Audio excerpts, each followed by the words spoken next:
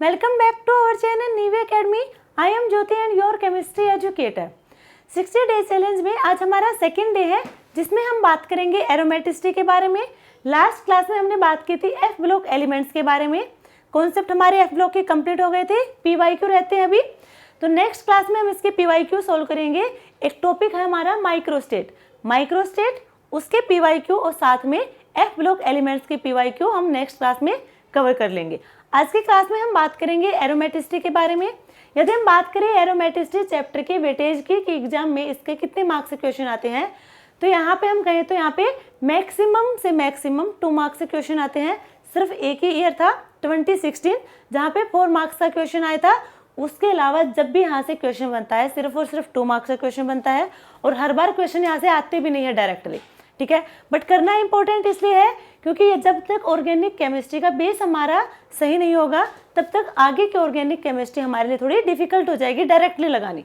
तो थोड़ा पहले बेसिक करेंगे, उसके बाद हम जाएंगे हमारे आगे की ऑर्गेनिक केमिस्ट्री पे। तो स्टार्ट करते हैं अपने आज की क्लास एरोमेटिसिटी। तो आज हम पहले जो देखेंगे कि कौन कौन से टॉपिक आज हम कवर करने वाले हैं। सबसे पहले इंट्रोडक्शन, सेकेंड टॉपिक होगा rules to deal with aromaticity,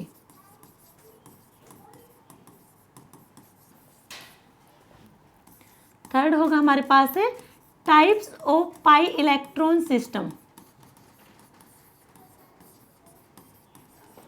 fourth quasi aromatic compound,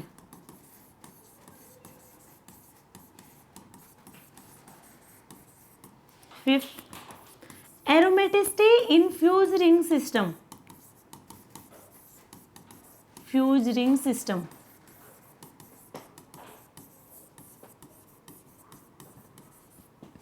sixth होगा हमारे पास है होमो एरोमेटिक, यानी कि ये 6 टॉपिक हैं जिनके बारे में हम आज की क्लास में डिस्कस करने वाले हैं। एक एक करके इनके बारे में हम बात करेंगे। फर्स्ट हमारा है इंट्रोडक्शन। इंट्रोडक्शन में हम बात करेंगे कि हम यहाँ पे रेजोनेंस का यूज क्यों करते हैं एरोमेटिक में।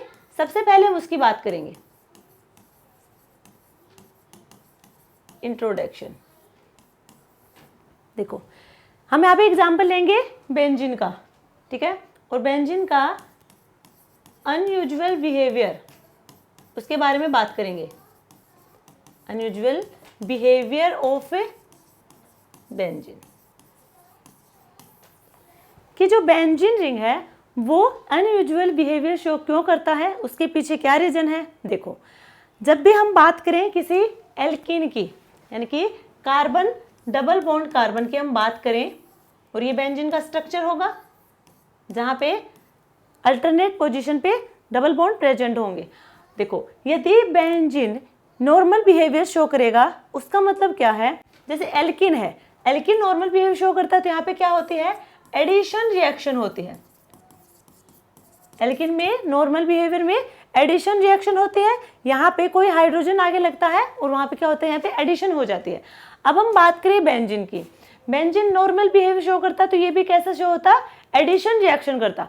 एडिशन रिएक्शन यानी कि हम मान लीजिए हम हाइड्रोजन का एडिशन करवा रहे हैं, हाइड्रोजन का एडिशन होगा, डबल बॉन्ड रिमूव होंगे। मान लीजिए हम एडिशन करवा रहे हैं यहाँ पे हाइड्रोजन का, तो हमें यहाँ पे मिलने वाला है ये वाला, ठीक है, यही होगा एडिशन में। तो ये हुई एडिशन रिएक्शन। अब यहाँ पे था ये एरोमेटिक कंपाउंड, एरोमेटिसिटी थी यहाँ पे। जैसे ही हमने एडिशन करवाया यहाँ पे तो इसकी एरोमेटिसिटी डिस्टर्ब हो गई, डिस्टर्ब हुई। तो यहाँ पे हमें पता है कि एरोमेटिक कंपाउंड ज्यादा स्टेबल होता है, तो यहाँ पे इसकी एरोमेटिसिटी डिस्टर्ब हो गई तो इसके कंपैरिजन में कम स्टेबल हुआ। और कोई भी सिस्टम ये नहीं चाहेगा कि वो स्टेबिलिटी से अनस्टेबिलिटी की तरफ जाए। तो यहाँ पे जो बेंजीन होगी वो नॉर्मल बिहेवियर शो ना करके वो अबनॉर्मल बिहेवियर शो करेगी, यानी कि एडिशन रिएक्शन यहाँ पे ना करके ये करेगा substitution reaction. Substitution reaction show करेगा। सब्स्टिट्यूशन रिएक्शन का मतलब होता है रिप्लेसमेंट, यानी कि बेंजीन रिंग पे या तो कोई न्यूक्लियोफाइल लगा हो, ठीक है, तो आने वाला ग्रुप पे क्या होगा, फिर न्यूक्लियोफाइल होगा, तो वहां पे न्यूक्लियोफिलिक सब्स्टिट्यूशन रिएक्शन होगी, या फिर इलेक्ट्रोफिलिक सब्स्टिट्यूशन वहां पे रिएक्शन होगा वहां पे सब्स्टिट्यूशन, ना कि एडिशन। सब्स्टिट्यूशन का मतलब ये नहीं है कि यहाँ से बॉन्ड टूटेंगे, बॉन्ड ब्रेक नहीं करेंगे, हम मैकेनिज्म में बॉन्ड ब्रेक करेंगे, बट वापस से ये अपनी एरोमेटिसिटी को रिटेन कर लेंगे, तो वापस एरोमेटिसिटी से मिल जाएगी, तो ये कैसा होगा, स्टेबल कंपाउंड होगा। तो यहाँ पे सब्स्टिट्यूशन रिएक्शन होगी, ना कि एडिशन रिएक्शन।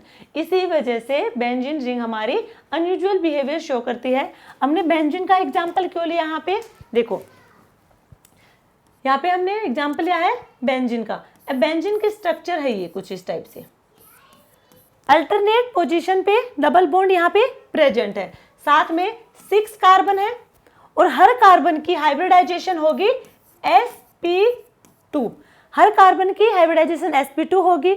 यहाँ पे जो कार्बन बॉन्ड और कार्बन, यानी कि कार्बन और कार्बन के बीच में जो बॉन्ड प्रेजेंट होगा वो सारे के सारे बॉन्ड लेंथ यहाँ पे सिमिलर होंगे, all bond length are equal, सारे के सारे बॉन्ड लेंथ यहाँ पे इक्वल होंगी।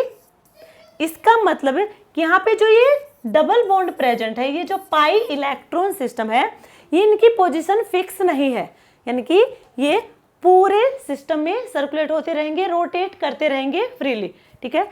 तो यहाँ पे क्या होगी, इसकी वजह से इनकी जो बॉन्ड लेंथ होगी वो इक्वल होगी सारी की सारी, यानी कि हम कह सकते हैं कुछ इस टाइप से होगा, ये पाई इलेक्ट्रॉन सिस्टम पूरे सिस्टम में फ्रीली मूव करते रहेंगे। क्लियर है यहां तक सबको? अब हम बात करेंगे बेंजीन की अनयूजुअल स्टेबिलिटी ऑफ बेंजीन, इसकी स्टेबिलिटी की बात करेंगे। उससे पहले एक बात देखो, जब हम एल्किन की बात करते हैं या फिर डबल बॉन्ड का ब्रेक करते हैं या फिर किसी का एडिशन करवाते हैं, मान लीजिए हम एडिशन करवाएंगे हाइड्रोजन का, ये हमारे पास कोई साइक्लोहेक्सिन है, यानी कि साइक्लोहेक्सिन इस रिंग में सिर्फ एक ही डबल बॉन्ड प्रेजेंट है, और इसको हम यहाँ पे एडिशन करवाएंगे हाइड्रोजन का। जब हम हाइड्रोजन का एडिशन करवाएंगे यहाँ पे, तो ये डबल बॉन्ड ब्रेक करेगा, डबल बॉन्ड ब्रेक करेगा और हमें मिलेगा साइक्लोहेक्सिन। तो यहाँ पे जो डबल बॉन्ड को ब्रेक किया है और हाइड्रोजन का जो एडिशन करवाया है, वहां पे हमें एक एनर्जी की क्या होगी, नीड होगी, एनर्जी यहाँ से रिलीज होगी, और वो एनर्जी होगी यहाँ पे heat of hydrogenation of alkene, heat of hydrogenation of alkene. जब हमने एल्किन या फिर कहें हम डबल बॉन्ड को ब्रेक करके वहां पे एडिशन करवा रहे हैं हाइड्रोजन का, तो जो एनर्जी वहां पे रिलीज होगी, जो अमाउंट होगी एनर्जी रिलीज की, उसे हम कहेंगे heat of hydrogenation of alkene. अब इसकी बात करें हम स्टेबिलिटी की, तो heat of hydrogenation of alkene होगा वो इनवर्सली प्रोपोर्शनल होगा स्टेबिलिटी ऑफ ओलिफिन के, यानी कि ओलिफिन क्या होगा, कार्बन कार्बन के बीच में डबल बॉन्ड होगा, यदि इसकी स्टेबिलिटी ज्यादा होगी तो हीट ऑफ हाइड्रोजिनेशन क्या होगा, डिक्रीज होगा। तो ये है एक दूसरे के इनवर्सली प्रोपोर्शनल। क्लियर यहां तक सबको? Heat of hydrogenation inversely proportional होगा स्टेबिलिटी ऑफ ओलिफिन की। अब हम बात करें बेंजीन की स्टेबिलिटी की बात करेंगे। सबसे पहले हम बात करेंगे साइक्लोहेक्सिन की। ये हमारे पास है साइक्लोहेक्सिन, यानी कि इस रिंग में सिर्फ एक ही डबल बॉन्ड है। जब हम इस एक बॉन्ड को ब्रेक करेंगे तो जो हीट ऑफ हाइड्रोजिनेशन होगी, जो एनर्जी यहाँ पे होगी, वो होगी हमारे पास है 28.6 किलो कैलोरी पर मोल। ठीक है, इस एक डबल बॉन्ड को ब्रेक करेंगे हम या फिर हम करवाएंगे एडिशन हाइड्रोजन का, तो वहां पे जो एनर्जी रिलीज होगी वो होगी 28.6 किलो कैलोरी पर मोल। ये तो था सिर्फ एक ही डबल बॉन्ड है तब। अब हम बात करेंगे नेक्स्ट मॉलिक्यूल की, जहां पे है दो डबल बॉन्ड। या तो इस टाइप से हो सकते हैं दोनों डबल बॉन्ड, या फिर हो सकते हैं आमने सामने। ठीक है, तो यहाँ पे क्या है, इन सिस्टम में दो डबल बॉन्ड यहाँ पे प्रेजेंट है। अब यहाँ पे जो डबल बॉन्ड प्रेजेंट है, यहाँ पे आपको कॉन्जुगेशन दिख रहा होगा, यानी कि अल्टरनेट पोजीशन पे डबल बॉन्ड होंगे, तो यहाँ पे होगा कॉन्जुगेशन। यहाँ पे कोई स्टेबलाइजेशन नहीं होगी, नो स्टेबलाइजेशन, क्योंकि यहाँ सिंगल बॉन्ड है, ठीक है। एडिशन करवाएंगे हाइड्रोजन का और हमें मिल जाएगा साइक्लोहेक्सेन। स्टेबलाइजेशन के लिए यहाँ पे कोई ड्राइविंग फोर्स यहाँ पे नहीं लगा हुआ। अब हम बात करें हैं सेकंड की। यहाँ पे हमारे पास दो मॉलिक्यूल है, दोनों के पास ही डबल बॉन्डेड कार्बन है, दो डबल बॉन्ड लगे हुए हैं दोनों में। जो फर्स्ट वाला मॉलिक्यूल है ये वाला, यहाँ पे जो डबल बॉन्ड लगे हुए हैं वो लगे हैं अल्टरनेट पोजीशन पे, यानी कि यहाँ पे कॉन्जुगेशन होगा। कॉन्जुगेशन वही होता है जहाँ पे अल्टरनेट पोजीशन पे डबल बॉन्ड प्रेजेंट हो। यहाँ पे अल्टरनेट पोजीशन पे नहीं है डबल बॉन्ड, तो यहाँ पे कॉन्जुगेशन नहीं होगा, तो यहाँ पे कॉन्जुगेशन नहीं होगा, ठीक है। अब देखो, यदि हम यहाँ पे करवाते हैं एडिशन हाइड्रोजन का तो हमें मिलेगा साइक्लोहेक्सेन, और मिलेगा यहाँ से भी हमें साइक्लोहेक्सेन, यही मिलेगा। अब यहाँ पे देखो, एक डबल बॉन्ड में जो हमें एनर्जी रिलीज होती है वो थी 28.6। अब यहाँ पे दो डबल बॉन्ड है, यानी कि इसे मल्टीप्लाई कर देंगे 2 से। यदि इसे 2 से मल्टीप्लाई करेंगे हम, मिलेगा 612.7 और 5 57.2 किलो कैलोरी पर मोल, ठीक है। किलो कैलोरी पर मोल यहाँ पे ये होगा। अब हम बात करें, ये तो हमने बात की है इसकी, ठीक है, दोनों की यही होनी चाहिए 57.2 किलो कैलोरी पर मोल।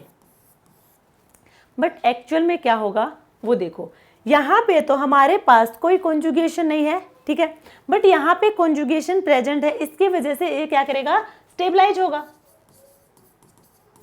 कॉन्जुगेशन की वजह से ये वाला मॉलिक्यूल स्टेबलाइज होगा, और वो स्टेबलाइज होगा by resonance energy, stabilise by resonance energy.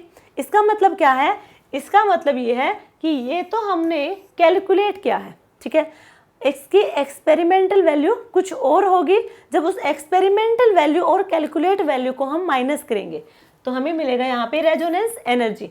Resonance energy होती है calculated value minus experimental value, वो होगी रेजोनेंस एनर्जी, और यहाँ पे रेजोनेंस एनर्जी होगी 1.8 किलो कैलोरी पर मोल। क्लियर यहाँ तक है। जो हमारा फर्स्ट मॉलिक्यूल था जिसमें सिर्फ एक ही डबल बॉन्ड था, वहां पर कोई हमारे पास कोई कॉन्जुगेशन नहीं था, कोई ड्राइविंग फोर्स नहीं था, इसका मतलब यहाँ पे कोई स्टेबलाइजेशन नहीं होगा, और जो एनर्जी होगी वो होगी ये, ठीक है, heat of hydrogenation of alkene. Next molecule हमारे पास ये दो हैं, यहाँ पे कोई भी हमारा ड्राइविंग फोर्स नहीं है, दो डबल बॉन्ड है, तो हम दो डबल बॉन्ड है तो हम उसकी 2 से मल्टीप्लाई कर देंगे और हमारी heat of hydrogenation of alkene ये आएगी। यहाँ पे भी कोई स्टेबलाइजेशन नहीं होगा। अब हम बात करें दूसरा मॉलिक्यूल जहाँ पे दो डबल बॉन्ड है बट यहाँ पे कॉन्जुगेशन है, क्योंकि डबल बॉन्ड अल्टरनेट पोजीशन पे है। अब कैलकुलेट करेंगे तो हमारे पास ये वैल्यू आएगी एनर्जी की, बट एक्चुअल में जो एक्सपेरिमेंट करेंगे तो इससे कुछ वैल्यू कम आएगी, ठीक है। तो इस कैलकुलेटेड वैल्यू में से एक्सपेरिमेंटल वैल्यू को हम माइनस करेंगे तो हमारे पास ये वैल्यू आएगी, और इस वैल्यू को हम कहेंगे रेजोनेंस एनर्जी। और रेजोनेंस एनर्जी यहाँ पे कॉन्जुगेशन है, और वो कॉन्जुगेशन की वजह से क्या होगा, स्टेबलाइज होगा। क्लियर यहाँ तक, ये मॉलिक्यूल स्टेबलाइज होगा इन दोनों के कंपैरिजन में। नेक्स्ट हम बात करेंगे बेंजीन की। नेक्स्ट मॉलिक्यूल हमारे पास बेंजीन है जहां पे 3 डबल बॉन्ड होंगे, ठीक है, और तीनों ही डबल बॉन्ड ये अल्टरनेट पोजीशन पे प्रेजेंट है, तो यानी कि यहाँ पे कॉन्जुगेशन तो होगा, कॉन्जुगेशन है, साथ में क्या होगा, यहाँ पे स्टेबलाइजेशन होगा, और जो स्टेबलाइजेशन होगा वो होगा बाय रेजोनेंस एनर्जी। यहाँ पे भी कोई रेजोनेंस एनर्जी होगी, यानी कि जो कैलकुलेटेड वैल्यू होगी वो और एक्सपेरिमेंटल वैल्यू दोनों डिफरेंट होंगी। दोनों डिफरेंट होने की वजह से यहाँ पे क्या होगा, रेजोनेंस एनर्जी हमें मिलेगी, और उस रेजोनेंस एनर्जी की वजह से या फिर हम कहें कॉन्जुगेशन की वजह से बेंजीन रिंग हमारा स्टेबल होगा। और कॉन्जुगेशन हमने बताया अल्टरनेट पोजीशन पे डबल बॉन्ड। अब ये वाला फैक्टर अकेला नहीं लगेगा, अभी बताएंगे क्यों नहीं लगेगा। एक बार देख लो, यहाँ पे 3 डबल बॉन्ड है, 3H2 यानी कि हाइड्रोजन के साथ एडिशन करवाएंगे, साइक्लोहेक्सेन हमें यहाँ पे मिलेगा। वैल्यू हम देखेंगे तो 3 से मल्टीप्लाई कर देंगे 28.6, ठीक है। जैसे ही हम इसकी मल्टीप्लाई करेंगे तो हमारे पास वैल्यू आएगी 3 और 6 18.24 और 1 25, 2 3 2 6 और 2 8। ये होगी हमारे पास किलो कैलोरी पर मोल। ये वैल्यू है कैलकुलेटेड वैल्यू, कैलकुलेटेड वैल्यू। अब हम बात करेंगे कि एक्सपेरिमेंटल क्या है। एक्सपेरिमेंटल वैल्यू होगी यहाँ पे 49.8 किलो कैलोरी पर मोल। जो एक्सपेरिमेंटल वैल्यू है वो है 49.8 किलो कैलोरी पर मोल। तो यहाँ पे resonance energy calculated value minus experimental value. Calculated value हमारे पास है 85.8 माइनस 49.8, हमारे पास आएगी 36 किलो कैलोरी पर मोल। तो ये जो 36 किलो कैलोरी पर मोल है ये है रेजोनेंस एनर्जी। और ये रेजोनेंस एनर्जी किसकी वजह से है? कॉन्जुगेशन की वजह से है। तो यहाँ पे क्लियर है। हमने अभी तक जो बात की है कि जो बेंजीन है उसकी अनयूजुअल स्टेबिलिटी, इसके बारे में बात की है। तो अभी तो हमने बात की है इसकी स्टेबिलिटी के बारे में कि ये स्टेबल क्यों है, क्योंकि यहाँ पे कॉन्जुगेशन है। कॉन्जुगेशन इसलिए है क्योंकि अल्टरनेट पोजीशन पे पाई इलेक्ट्रॉन है जो डीलोकलाइज होंगे, पाई इलेक्ट्रॉन कंप्लीट सिस्टम में फ्रीली मूव करते रहेंगे, तो इनकी पोजीशन फिक्स नहीं है। इसकी वजह से हमने कहा कि बेंजीन हमारा स्टेबल होगा, और वो स्टेबल होगा रेजोनेंस एनर्जी की वजह से, यही बताया हमने। बट इसका देखो, अब हमारे पास है और बहुत सारे एनुलिन सिस्टम भी होंगे जो जिनके पास अल्टरनेट पोजीशन पे डबल बॉन्ड होंगे, यानी कि कॉन्जुगेशन वहां पे होगा। जैसे कि सबसे पहले देखो एनुलिन है क्या? एनुलिन क्या होगा? कॉन्जुगेटेड सिस्टम होगा, conjugated monocyclic system, conjugated monocyclic system होगा। तो यहाँ पे बहुत सारे ऐसे एनुलिन भी होंगे जिनमें अल्टरनेट पोजीशन पे डबल बॉन्ड प्रेजेंट होंगे, यानी कि वहां पे कॉन्जुगेशन होगा, डीलोकलाइजेशन होगा पाई इलेक्ट्रॉन सिस्टम का, जो पूरे सिस्टम में फ्रीली मूव करते रहेंगे, ठीक है। बट वो हाईली अनस्टेबल होंगे। तो फिर ये वाला कॉन्सेप्ट तो नहीं लगेगा अकेला कि यहाँ पे हम कह दें कि इसमें कॉन्जुगेशन है और इसकी वजह से स्टेबल है, तो ये वाला यहाँ पे फेल हो जाएगा, क्योंकि बहुत सारे एनुलिन ऐसे हैं जहां पे अल्टरनेट पोजीशन पे डबल बॉन्ड है, कॉन्जुगेशन वहां पे प्रेजेंट है, डीलोकलाइजेशन होगा पाई इलेक्ट्रॉन का कंप्लीट सिस्टम में, बट फिर भी वो हाईली अनस्टेबल है। इसका एग्जांपल देखो, एक ये है साइक्लोब्यूटाडाइन, ठीक है। साइक्लोब्यूटाडाइन है, यहाँ पे क्या है? अल्टरनेट पोजीशन पे डबल बॉन्ड दिख रहे होंगे, ठीक है। कॉन्जुगेशन है, डीलोकलाइजेशन हो रहा है पाई इलेक्ट्रॉन का, बट ये होगा हाईली अनस्टेबल, हाईली अनस्टेबल, ठीक है। हाईली अनस्टेबल होगा, इसका मतलब ये वाला कॉन्सेप्ट यहाँ पे फेल हुआ। तो फिर बेंजीन ने क्या किया? अनयूजुअल स्टेबिलिटी दिखाई है। ये नॉर्मली तो ये स्टेबिलिटी नहीं है, नॉर्मली होती तो यहाँ पे भी लगती, तो यहाँ पे ये है अनयूजुअल स्टेबिलिटी दिखा रहा है। फिर यहाँ पे बेंजीन स्टेबल क्यों? फिर कौन सा कॉन्सेप्ट यहाँ पे लगेगा? ये जो स्टेबिलिटी होगी ये होगी MOT से हम बताएंगे, ये होगी मोलिकुलर ऑर्बिटल थ्योरी, किसे बेस होगी? स्टेबिलिटी बेस्ड होगी, stability on the basis of molecular orbital theory. MOT के बेस पे बताएंगे हम इसकी स्टेबिलिटी को, ठीक है। ये बेंजीन रिंग है, या फिर इसे हम ये भी लिख सकते हैं, इसकी रेजोनेटिंग स्ट्रक्चर होगी ये वाली, या फिर इसे हम लिख सकते हैं ये। यहां तक सबको क्लियर है, इसमें कोई डाउट नहीं है?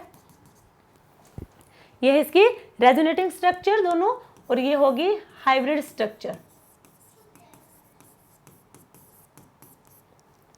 अब MOT के बेस पे हम कैसे बताएंगे इसकी स्टेबिलिटी, वो देखो। यहाँ पे सबसे पहले हम बात करें बेसिक पार्टिकल क्या है। बेंजीन सिस्टम में बेसिक पार्टिकल क्या होंगे? यहाँ पे होंगे इलेक्ट्रॉन, और इलेक्ट्रॉन हमारे यहाँ पे 2 टाइप के नेचर शो करेंगे।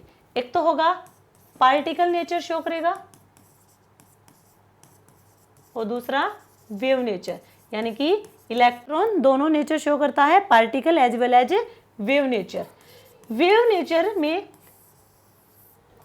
यहां पे एक होता है इंटरफेरेंस, वेव नेचर में होगा इंटरफेरेंस, जो होगा टू टाइप्स का, एक होगा कंस्ट्रक्टिव और दूसरा होगा डिस्ट्रक्टिव। कंस्ट्रक्टिव का मतलब होगा यहाँ पे जो वेव होंगे, इलेक्ट्रॉन वेव होंगे ये वाली, तो यहाँ पे इनका होगा एडिशन, जो इलेक्ट्रॉन वेव है इनका, या फिर हम कहीं जो वेव है इनका क्या हुआ है, एडिशन हुआ है, या फिर कहीं इलेक्ट्रॉन डेंसिटी इंक्रीज हुई है, इलेक्ट्रॉन डेंसिटी इंक्रीज हुई है। ये कैसे होंगे, सेम फेज में दिख रहे हैं, ये होंगे सेम फेज में, इसी को हम कहेंगे इन फेज। यहाँ पे जो वेव नेचर है वो उनमें एक इंटरफेरेंस होता है, जो टू टाइप के होंगे, कंस्ट्रक्टिव एंड डिस्ट्रक्टिव होंगे। कंस्ट्रक्टिव वे होंगे जिन्हें हम सेम फेज कहेंगे, या फिर इन्हें ही हम इन फेज कहेंगे। यहाँ पे जो इलेक्ट्रॉन वेव होंगे उनका एडिशन होगा, साइज क्या होगा, ज़्यादा होगा, इलेक्ट्रॉन डेंसिटी इंक्रीज होगी। क्लियर यहाँ तक सबको। डिस्ट्रक्टिव में इसका उल्टा हो जाएगा, यहाँ पे ये आउट फेज होंगे और इनका एडिशन ना होके इनका होगा सब्सट्रैक्शन होगा, इलेक्ट्रॉन डेंसिटी डिक्रीज हो जाएगी। इलेक्ट्रॉन डेंसिटी डिक्रीज होगी तो ठीक है, बट यहाँ पे डिस्ट्रक्टिव इंटरफेरेंस में नोडल प्लेन भी प्रेजेंट होंगे, नोडल प्लेन प्रेजेंट होंगे। क्लियर यहाँ तक सबको। देखो अब इसका हम बनाएंगे मॉलिक्यूलर ऑर्बिटल डायग्राम बनाएंगे। देखो सबसे पहले ये हमारे पास है बेंजीन,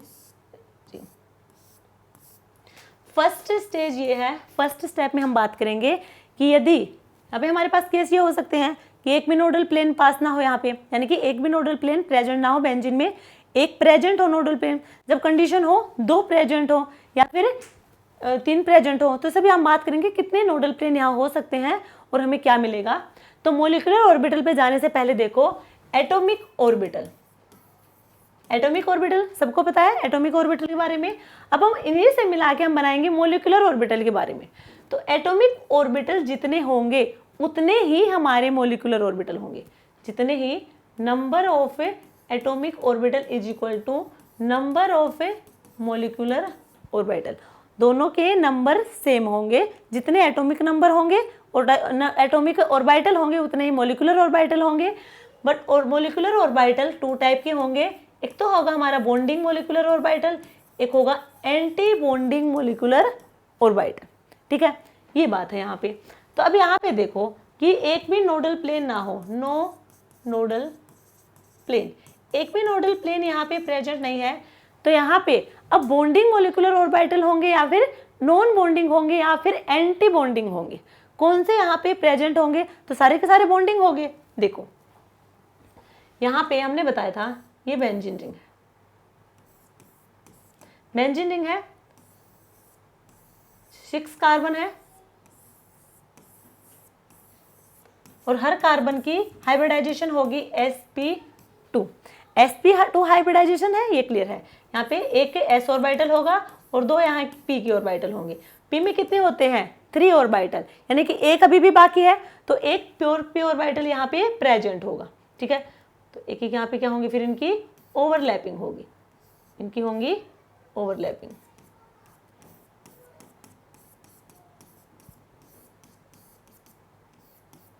यहाँ पे इनकी हो जाएगी ओवरलैपिंग, यानी कि ये एक प्लेन में प्रेजेंट होंगे p ऑर्बिटल, तभी ओवरलैपिंग होगी। और वो ओवरलैपिंग होगी side wise overlapping, side wise overlapping. Pi bond की फॉर्मेशन कैसे होती है, पाई बॉन्ड की फॉर्मेशन होती है जब वहां पे साइड वाइज ओवरलैपिंग हो, और यहाँ पे जब ये p ऑर्बिटल सेम प्लेन में प्रेजेंट होंगे साइड वाइज ओवरलैपिंग होगी, और साइड वाइज ओवरलैपिंग होने की वजह से यहाँ पे पाई बॉन्ड की फॉर्मेशन होगी। और पाई बॉन्ड की फॉर्मेशन देखो पूरे सिस्टम में आपको दिखेगी, यानी कि जो इलेक्ट्रॉन होंगे फ्रीली पूरे सिस्टम में मूव करते हुए रहेंगे। तो ये यहाँ तक तो क्लियर है। ठीक है, तो यहाँ पे क्या हो रहा है, बॉन्डिंग, बॉन्डिंग होगा सारे के सारे कोई भी नोडल प्लेन यहाँ पे प्रेजेंट नहीं है, तो 6 के 6 यहाँ पे बॉन्डिंग होगी, 6 बॉन्डिंग ऑर्बिटल होंगे। क्लियर यहाँ तक है।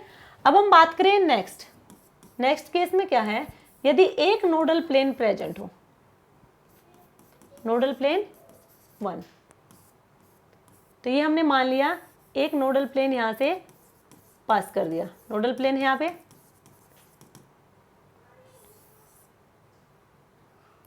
ये पाई बॉन्ड है, ये इसी से मिलके बना होगा,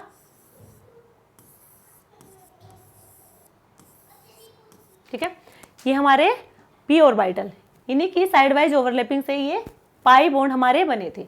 अब यहाँ पे देखो, यहाँ से हमने नोडल प्लेन पास किया है, तो यहाँ पे किसकी ओवरलैपिंग हो रही है, यहाँ पे बॉन्डिंग हो रही है इनकी, बॉन्डिंग इनकी भी हो सकती है, इधर इनकी बॉन्डिंग होगी और ये वाले यहाँ पे इनकी बॉन्डिंग होगी, बट इनकी आपस में कोई बॉन्डिंग नहीं होगी।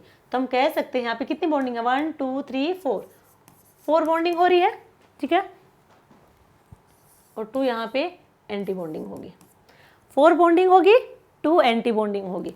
अब हम बात करें नेक्स्ट केस है कि यहाँ पे 2 नोडल प्लेन प्रेजेंट हो, चलो इनको डबल बॉन्ड बना के पी ऑर्बिटल लिख देंगे सीधा। नोडल प्लेन यहाँ पे 2 है, पहले तो हमने लिखे ये पी ऑर्बिटल है, ये इस टाइप से सारे एक ही प्लेन में प्रेजेंट होंगे, ये पी ऑर्बिटल, ठीक है। अब हमने यहां से पास किए हैं 2 नोडल प्लेन, एक ये होगा और एक ये वाला नोडल प्लेन यहाँ पे प्रेजेंट होगा, तो 2 नोडल प्लेन है यहाँ पे। अब यहाँ पे देखो यहाँ पे आपको बॉन्डिंग तो कोई नहीं दिखेगी, किसी भी ऑर्बिटल में बॉन्डिंग नहीं होगी। अब ये वाले ध्यान से देखो, ये हमने जो नोडल प्लेन पास करवाया है, तो इस प्लेन के ऊपर है ये दोनों जो नॉन बॉन्डिंग में है, तो ये होंगे नॉन बॉन्डिंग में, और इनकी आपस में कोई बॉन्डिंग नहीं हो रही, एंटी बॉन्डिंग है ये, यानी कि 2 एंटी बॉन्डिंग है और 4 यहाँ पे नॉन बॉन्डिंग है, 4 नॉन बॉन्डिंग है और 2 एंटी बॉन्डिंग है। इसी का हम एक और स्ट्रक्चर यदि बनाए, मान लीजिए हमारे पास ये बेंजीन का स्ट्रक्चर है, यहाँ किसके पी ऑर्बिटल है, और अब की बार जो नोडल प्लेन हमने पास करवाए हैं वो होंगे कुछ इस टाइप से, ठीक है। अब यहाँ पे बताओ कि बॉन्डिंग और एंटी बॉन्डिंग या फिर नॉन बॉन्डिंग कौन से प्रेजेंट होंगे, तो इन दोनों ऑर्बिटल को देखो, क्या यहाँ पे बॉन्डिंग हो रही है, हो रही है, क्या यहाँ पे बॉन्डिंग है, बिल्कुल है, यानी कि 2 बॉन्डिंग हो रही है, 2 यहाँ पे बॉन्डिंग होगी और बाकी यहाँ पे क्या होगा, नॉन बॉन्डिंग होगी, सॉरी एंटी बॉन्डिंग होगा। नॉन बॉन्डिंग होते तो कैसे होते, इस पे होते, इसके ऊपर कोई ऑर्बिटल होता तो कैसे होते, नॉन बॉन्डिंग होते। अभी कैसे हैं, एक दूसरे के ऑपोजिट है, इधर भी एक दूसरे के ऑपोजिट है, इनकी भी बॉन्डिंग नहीं होगी, इनकी भी नहीं होगी, यानी कि 4 एंटी बॉन्डिंग होगी, 4 एंटी बॉन्डिंग होंगे। अब हम बात करें कि स्टेबिलिटी कैसे पता चलेगी, तो यहाँ पे देखो कितने हैं, 3 पाई बॉन्ड है, 3 पाई बॉन्ड है, एक पाई बॉन्ड में 2 इलेक्ट्रॉन, 3 में कितने होंगे, 6 इलेक्ट्रॉन होंगे। अब यहाँ पे हमने एक नोडल प्लेन की बात किया, दूसरा जो नोडल प्लेन होगा वो होगा हमारा कुछ इस टाइप से, ये होगा, और एक नोडल प्लेन हमने अभी वर्टिकली पास कराया। अब हम बात करेंगे हॉरिजॉन्टल, ये अब यहाँ पे हमने नोडल प्लेन को पास किया है, ठीक है। तो यहाँ पे देखो बॉन्डिंग है, बिल्कुल है, एक बॉन्डिंग ये है, एक बॉन्डिंग ये है, यानी कि 2 यहाँ पे बॉन्डिंग है, साथ में एंटी बॉन्डिंग है, एंटी बॉन्डिंग नहीं है यहाँ पे नॉन बॉन्डिंग है, इस प्लेन पे ये वाले ऑर्बिटल प्रेजेंट है, तो 2 यहाँ पे नॉन बॉन्डिंग प्रेजेंट होंगे। एक बार ध्यान से देखो, जब एक भी नोडल प्लेन वहां पे नहीं है तो 6 की 6 यहाँ पे बॉन्डिंग होगी, करके भी देख सकते हैं आप ऐसे, जैसे कर रखा है, 6 के 6 क्या होंगे, बॉन्डिंग होगी, दोबारा से करने की नीड नहीं है। यदि एक नोडल प्लेन प्रेजेंट है और उस नोडल प्लेन को हमने पहले वर्टिकली पास करवाया है, वर्टिकली प्रेजेंट है, तो यहाँ पे बॉन्डिंग, इनकी बॉन्डिंग होगी, इनकी बॉन्डिंग होगी, ये होगी, ये होगी, तो 4 तो बॉन्डिंग है, और इसकी और इसकी देखो, क्या ये बॉन्डिंग होगी, नहीं, क्या इसकी बॉन्डिंग होगी, नहीं, तो 2 यहाँ पे कहाँ है, एंटी बॉन्डिंग भी प्रेजेंट है। अब नेक्स्ट जब हमने हॉरिजॉन्टली प्लेन को पास करवाया है, नोडल प्लेन को, तो अब यहाँ पे इनकी तो बॉन्डिंग हो रही है, एक बॉन्डिंग, दूसरी ये वाली है, यानी कि दो बॉन्डिंग है यहाँ पे। अब यहाँ पे देखो क्या एंटी बॉन्डिंग तो है नहीं यहाँ पे, बट यहाँ पे नॉन बॉन्डिंग होगा, क्योंकि इस प्लेन के ऊपर ये वाले जो हमारे पी ऑर्बिटल होंगे प्रेजेंट होंगे, यानी कि दो यहाँ पे नॉन बॉन्डिंग प्रेजेंट होंगे। क्लियर है यहाँ तक सबको? नेक्स्ट हमने लिया कि दो नोडल प्लेन प्रेजेंट हो। एक तो हमने ये लिया है, ये तो हमने लिया है डायगोनली, और ये हमने वर्टिकली और हॉरिजॉन्टली परपेंडिकुलर हमने यहाँ पे लिया है। यहाँ पे कोई बॉन्डिंग आपको नहीं दिखेगी, आप ध्यान से देख लेना, कोई बॉन्डिंग नहीं दिखेगी, एंटी बॉन्डिंग होंगी, और जो प्लेन पे है वो होंगी नॉन बॉन्डिंग। ठीक है, तो दो एंटी बॉन्डिंग, चार नॉन बॉन्डिंग। नेक्स्ट हमने डायगोनली हमने नोडल प्लेन को पास करवाया, तो यहाँ पे दो तो है बॉन्डिंग, ये हो रही है बॉन्डिंग, ठीक है, और बाकी यहाँ पे है एंटी बॉन्डिंग, बाकी यहाँ पे चार क्या होंगी, एंटी बॉन्डिंग होगा। क्लियर है यहाँ तक? चार एंटी बॉन्डिंग, एक तो इनका एंटी बॉन्डिंग, एक इन दोनों का, एक इन दोनों का, और एक इधर वालों का। क्लियर है यहाँ तक सबको? ठीक है, अब हमें स्टेबिलिटी की बात करनी है, तो हमारे पास क्या है, ये जो मोलिकुलर ऑर्बिटल हमारे बने हैं वो किस फॉर्म में बने हैं? नीचे हमारा एक है, यहाँ पे कितने हैं, दो केस हमारे, ठीक है, ऊपर क्या होंगे, फिर से टू होंगे, और लास्ट ये हमारा होगा जब वहां पे थ्री नोडल प्लेन पास होंगे, थ्री नोडल प्लेन पास होंगे, तो वहां सारे के सारे एंटी बॉन्डिंग होंगे। यदि आप देखना चाहो तो भी एक बार बना दे, देखो, जब नोडल प्लेन थ्री हो, नोडल प्लेन थ्री होंगे, तो ये हमारा है जी, ये हमारे पी ऑर्बिटल होंगे। अब यहाँ पे हमने थ्री प्लेन पास किए हैं, 1 2 3, तो सारे के सारे क्या होंगे, सारे के सारे एंटी बॉन्डिंग होंगे, सारे के सारे एंटी बॉन्डिंग होंगे, यानी कि 6 एंटी बॉन्डिंग यहाँ पे प्रेजेंट होंगे जब नोडल प्लेन 3 होंगे। क्लियर यहाँ तक सबको? तो यहाँ पे देखो, ये हमारा बॉन्डिंग वाला, ये हमारी ये जब नोडल प्लेन 1 प्रेजेंट हो, नोडल प्लेन 2 प्रेजेंट हो, नोडल प्लेन 3 प्रेजेंट हो, तो एक ऑर्बिटल में 2 इलेक्ट्रॉन होंगे, 1 2 1 2 1 2, इसी टाइप से होंगे। अब यहाँ पे देखो कितने इलेक्ट्रॉन है, 6 इलेक्ट्रॉन है, 6 इलेक्ट्रॉन फिल कर दिया हमने, 2 और 2 2, 6 हो गए। तो यहाँ पे एक कॉन्सेप्ट आया है close shell arrangement, close shell arrangement. ये क्लोज सेल अरेंजमेंट क्या है, यहाँ पे क्लोज सेल अरेंजमेंट का मतलब है जितने भी इलेक्ट्रॉन यहाँ पे रखे गए हैं मोलिकुलर ऑर्बिटल में, जितने, ये नहीं कहेंगे हम सारे के सारे मोलिकुलर ऑर्बिटल में इलेक्ट्रॉन फिल होने चाहिए, नहीं, जितने इलेक्ट्रॉन रखे गए हैं मोलिकुलर ऑर्बिटल में, तीन का जो है 1 2 3, तो तीनों की तीनों यहाँ पे कंप्लीटली फिल है। ठीक है, तीनों की तीनों यहाँ पे कंप्लीटली फिल है, डायमैग्नेटिक होंगे, सारे के सारे पेयरिंग में है, उसे ही हम कहेंगे क्लोज सेल अरेंजमेंट। ठीक है, और इसी की वजह से बेंजीन हमारा स्टेबल होगा।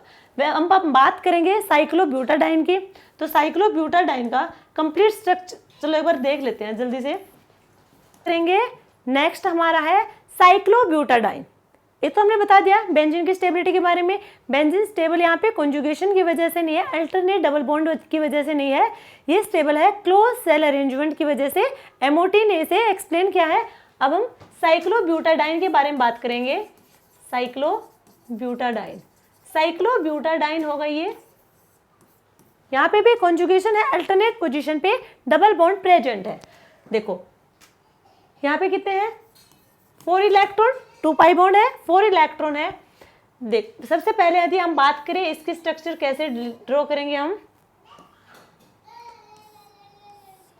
ये होगी इसकी स्ट्रक्चर, इस टाइप से हम ड्रॉ करेंगे।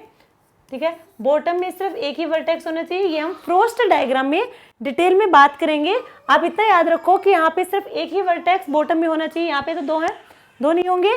कोई भी मॉलिक्यूल हो उसका एक ही वर्टेक्स बॉटम में होगा, तभी हम वहाँ पे उसकी स्टेबिलिटी डिस्कस करेंगे, अदरवाइज इससे हम नहीं बता पाएंगे।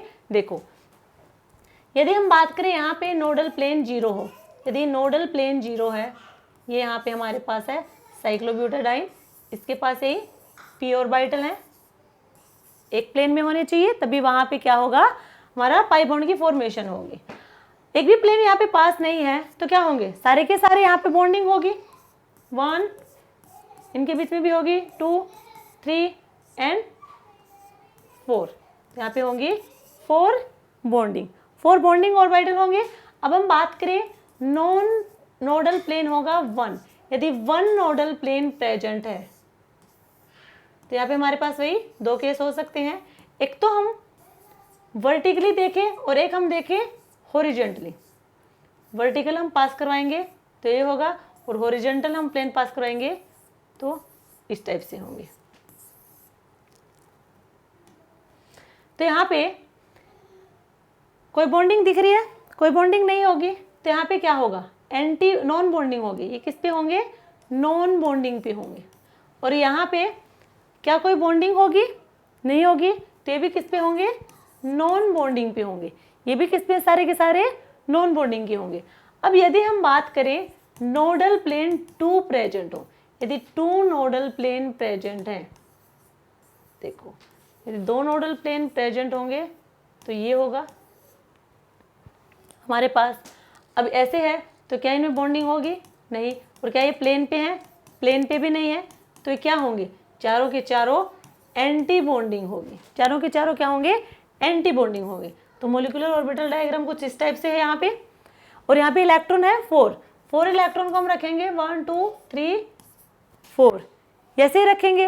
अब हमने कहा था कि जितने भी इलेक्ट्रॉन हमने रखे हैं, जितने मोलिकुलर ऑर्बिटल में रखे हैं, सारे की बात नहीं करेंगे पर जितने तक हम पहुंचे हैं वहां की बात करेंगे। तो हम यहाँ तक गए हैं।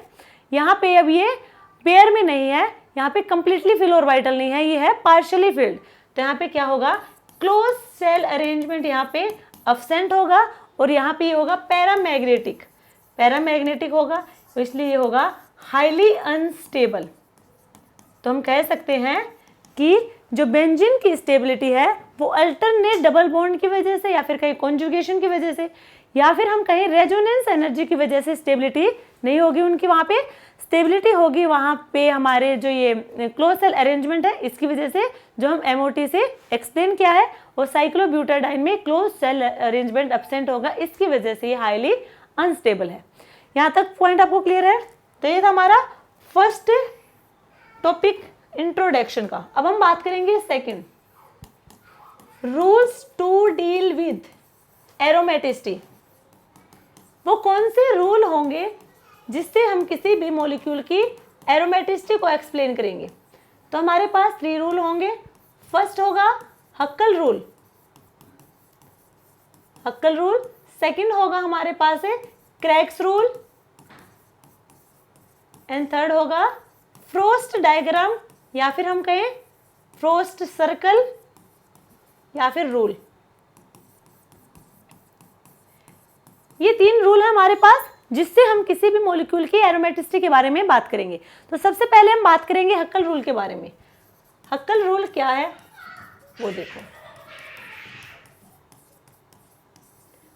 हक्कल रूल, हक्कल रूल के क्राइटेरिया क्या है।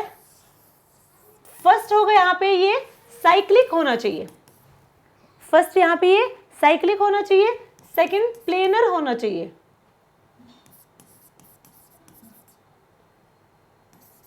एंड थर्ड केस होगा यहाँ पे कॉन्जुगेशन होना चाहिए। ये 3 पॉइंट है हक्कल रूल में। एक तो कोई भी मॉलिक्यूल है, हमसे इसकी एरोमेटिसिटी पूछी है तो ये 3 रूल याद होने चाहिए। सबसे पहले हमें देखना है क्या वो प्लेनर है, क्या वो प्लेनर है या फिर वो साइक्लिक है या फिर हम कहें वहाँ पे कॉन्जुगेशन है। यदि ये तीनों पॉइंट वहाँ पे दिख जाएंगे इसका मतलब वहाँ पे हक्कल रूल लगेगा।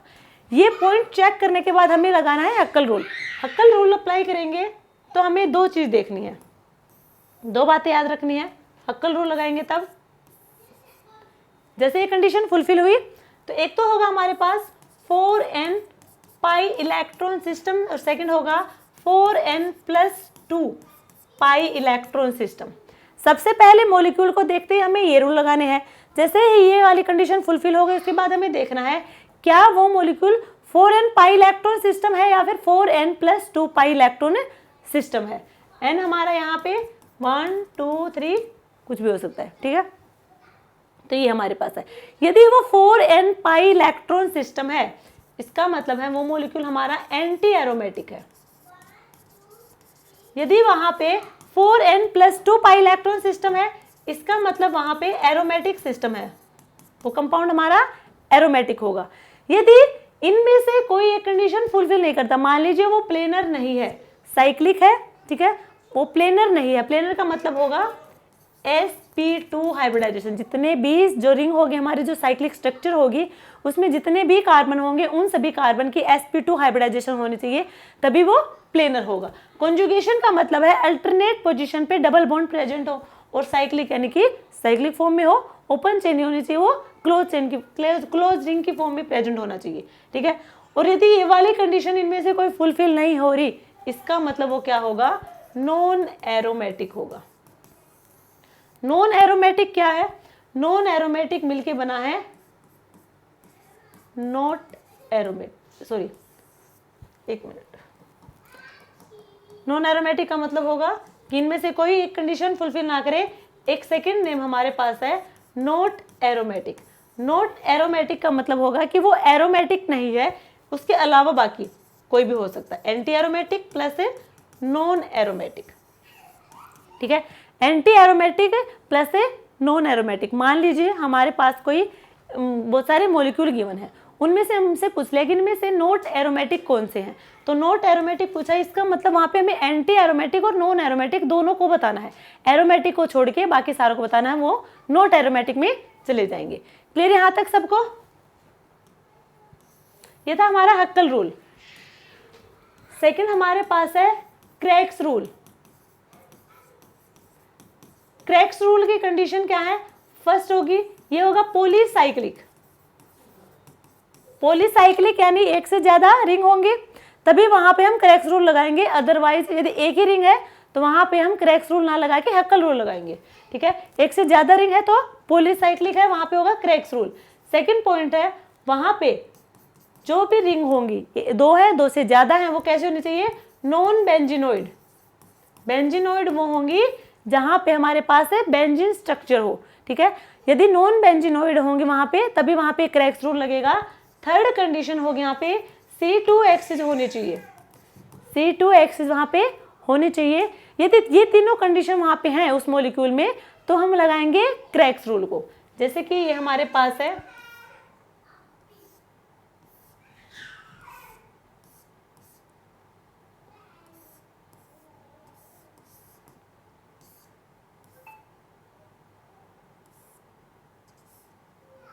ये वाला, यहाँ पे है, ये 7 मेंबर है, ये 5 मेंबर रिंग है।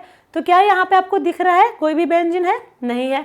तो या क्या यहाँ पे एक से ज्यादा रिंग है? बिल्कुल है, 2 रिंग है तो पॉलीसाइक्लिक भी है। और C2 एक्सिस यहाँ पे पास करेंगे तो C2 एक्सिस भी यहाँ पे प्रेजेंट होंगे, यानी कि तीनों कंडीशन यहाँ पे फुलफिल हो रही है। नेक्स्ट हमें क्या करना है, इसके बाद इतना पता चल गया यहाँ पे क्रेक्स रूल लगेगा। नेक्स्ट ये है, हमें नंबर ऑफ पाई बॉन्ड देखने हैं। कितने पाई बॉन्ड है यहाँ पे, जिसे हम N से रिप्रेजेंट करेंगे। जो पाई बॉन्ड होंगे उन्हें हम N से रिप्रेजेंट करेंगे। कितने हैं, 1 2 3 4 5। N यहाँ पे 5 होंगे, हमें N-1 करना है, यानी कि 5 - 1 यानी कि 4, ठीक है। अब बात यह है कि N-1 क्या, तो हमारे पास 2 कंडीशन हो सकती है। जो नंबर आएगा या तो वो इवन में आएगा या फिर वो ओड में आएगा। यदि इवन नंबर है तो वो होगा एरोमेटिक, इवन नंबर है तो वो होगा एरोमेटिक। यदि ओड नंबर है तो वो होगा नॉन एरोमेटिक। इवन है तो एरोमेटिक है, ओड है तो नॉन एरोमेटिक होगा। ये हमारा है क्रेक्स रूल। क्लियर यहां तक है? नेक्स्ट हम बात करेंगे फ्रोस्ट डायग्राम की। फ्रोस्ट डायग्राम, फ्रोस्ट डायग्राम में यहाँ पे सबसे पहले हमें कोई भी मॉलिक्यूल हो जाए, सबसे पहले हमारा काम है एक सर्कल ड्रॉ करना। एक सर्कल ड्रॉ करेंगे, ठीक है। उसके बाद जो भी पॉलीगन हमारे पास होगा, चाहे वो कुछ भी हो, चाहे वो हमारे पास है बेंजीन हो, चाहे वो साइक्लोब्यूटाडाइन हो, साइक्लोपेंटाडाइन हो, कुछ भी हो, हमारे पास सबसे पहले एक सर्कल ड्रॉ करना है। जैसे सर्कल ड्रॉ करेंगे, उस सर्कल के अंदर उस पॉलीगन को ड्रॉ करना है। जैसे कि बेंजीन है तो ये हमारे पास है बेंजीन। इस बेंजीन को हम, यानी कि ये पॉलीगन है, इसको हम इस सर्कल के अंदर ड्रॉ करेंगे।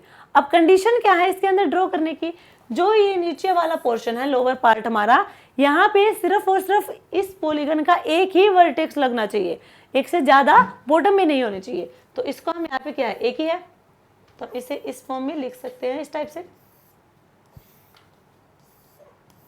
ठीक है। तो यहाँ पे बॉटम में सिर्फ ही एक ही वर्टेक्स है। यदि हम बात करें 5 मेंबर रिंग की, तो यहाँ पे देखो इसे हम लिखेंगे इस टाइप से, तो यहाँ पे बॉटम में सिर्फ एक ही वर्टेक्स दिख रहा है।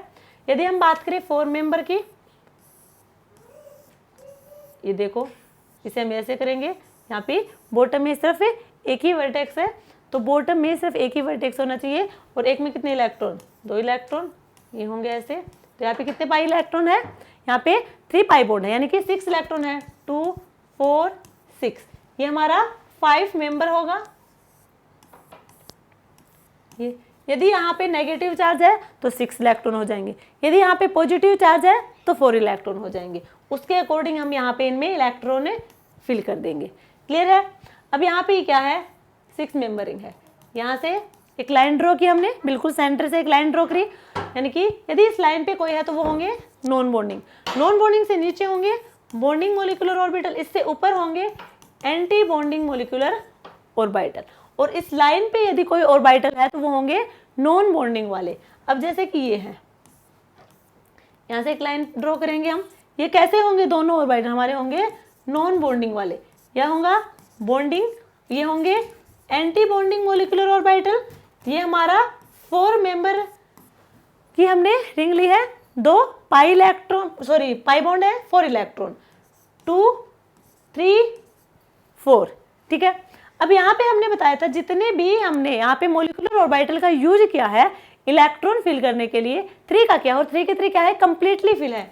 यहाँ पे होगा close shell arrangement, close shell arrangement यहाँ पे प्रेजेंट है, इसका मतलब ये क्या है, और ये कैसा होगा, डायामैग्नेटिक, यानी कि यहाँ पे ये होगा हमारा स्टेबल, यहाँ पे स्टेबल होगा। अब यहाँ पे बात करें तो ये क्या होंगे, पार्शियली फिल्ड है, कंप्लीटली फिल्ड नहीं है, ये होंगे हमारे पैरामैग्नेटिक, और यहाँ पे क्लोज सेल अरेंजमेंट एब्सेंट होगी, इसलिए ये होगा हाईली अनस्टेबल, हाईली अनस्टेबल, ठीक है। और यहाँ पे क्या होगा, यदि यहाँ पे 6 पाई इलेक्ट्रॉन होंगे, यहाँ से आपको सारा कॉन्सेप्ट समझ आ जाएगा, इतना तो क्लियर है ना आपको। एक बार इसको देख लो, मान लीजिए एक तो यहाँ पे नेगेटिव चार्ज है, नेगेटिव चार्ज है तो 6 इलेक्ट्रॉन, यदि हमारे पास है यहाँ पे पॉजिटिव चार्ज, पॉजिटिव चार्ज है तो कितने हुए, 4 इलेक्ट्रॉन हुए, 4 इलेक्ट्रॉन हम मान लीजिए हमने 4 इलेक्ट्रॉन को फिल किया, तो क्या यहाँ पे क्लोज सेल अरेंजमेंट है, बिल्कुल नहीं। तो इस वाले मॉलिक्यूल के लिए क्लोज सेल अरेंजमेंट एब्सेंट होगी, पैरा होगा, ये होगा अनस्टेबल, इतना क्लियर है। अब यहाँ पे है 6 इलेक्ट्रॉन, 6 इलेक्ट्रॉन है तो एक और रख दिया, यहाँ पे कंप्लीटली फिल हो गया, डाया हो गया, क्लोज सेल अरेंजमेंट यहाँ पे प्रेजेंट होगी, और ये क्या होगा, स्टेबल होगा।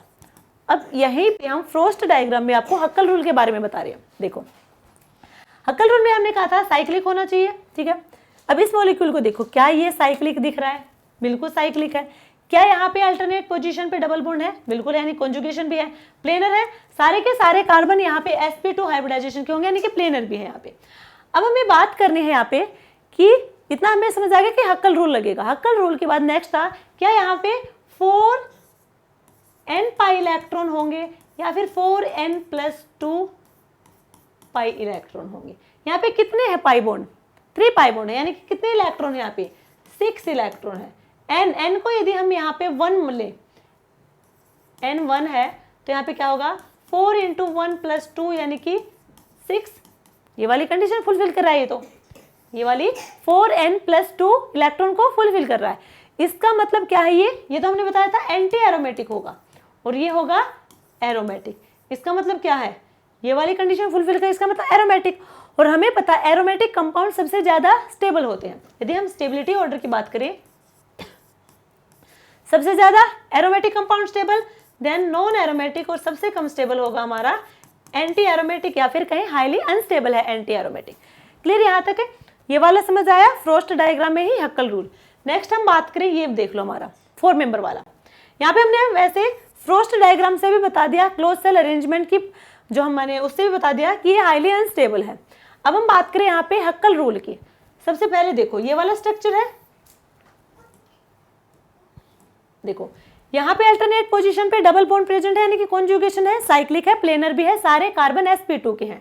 अब यहाँ पे हमें बात करनी है, क्या ये 4n पाई इलेक्ट्रॉन है या फिर 4n+2 पाई इलेक्ट्रॉन है।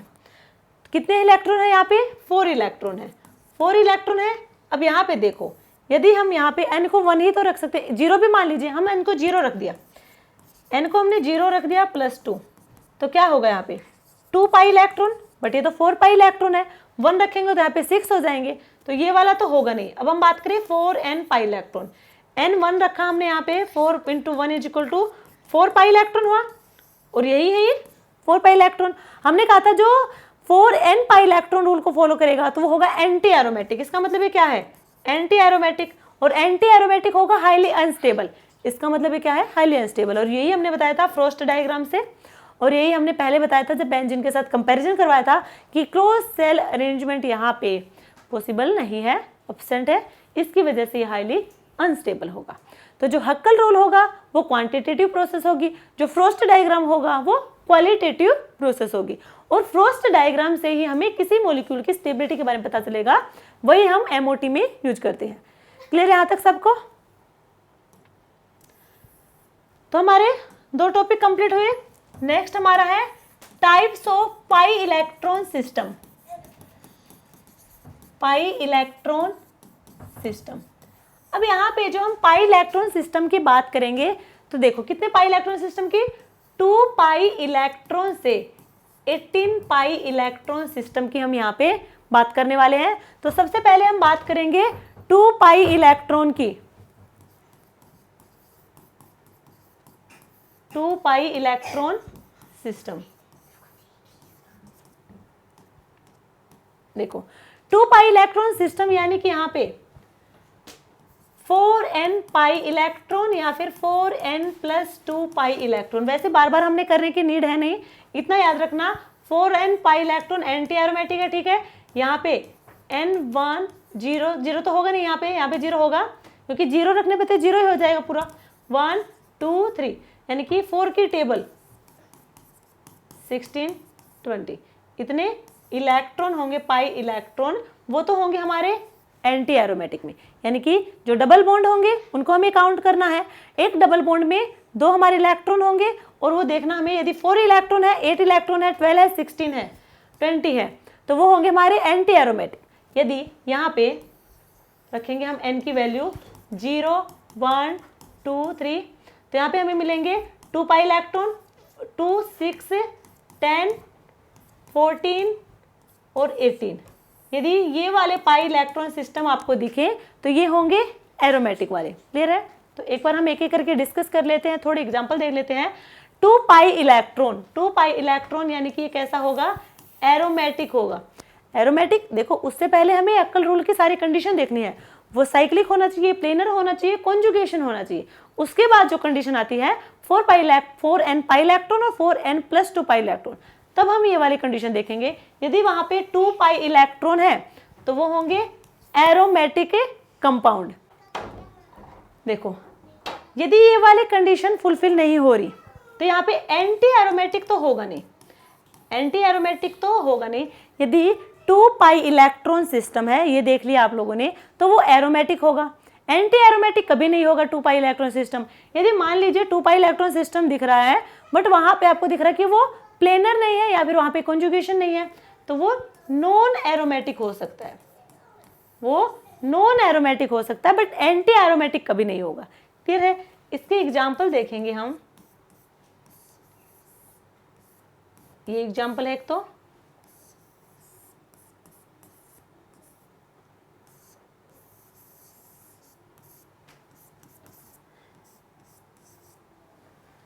ये वाला एग्जाम्पल होंगे। देखो अब इसमें देखो फर्स्ट वाले में इसमें कितने पाई इलेक्ट्रॉन दिख रहे हैं? साइक्लिक है, ये देख लिया, प्लेनर है, कॉन्जुगेशन है, सब देख लिया। अब यहाँ पे कितने इलेक्ट्रॉन है? एक ही पाई बॉन्ड है, एक पाई बॉन्ड यानी कि 2 इलेक्ट्रॉन, तो यहाँ पे होंगे 2 पाई इलेक्ट्रॉन।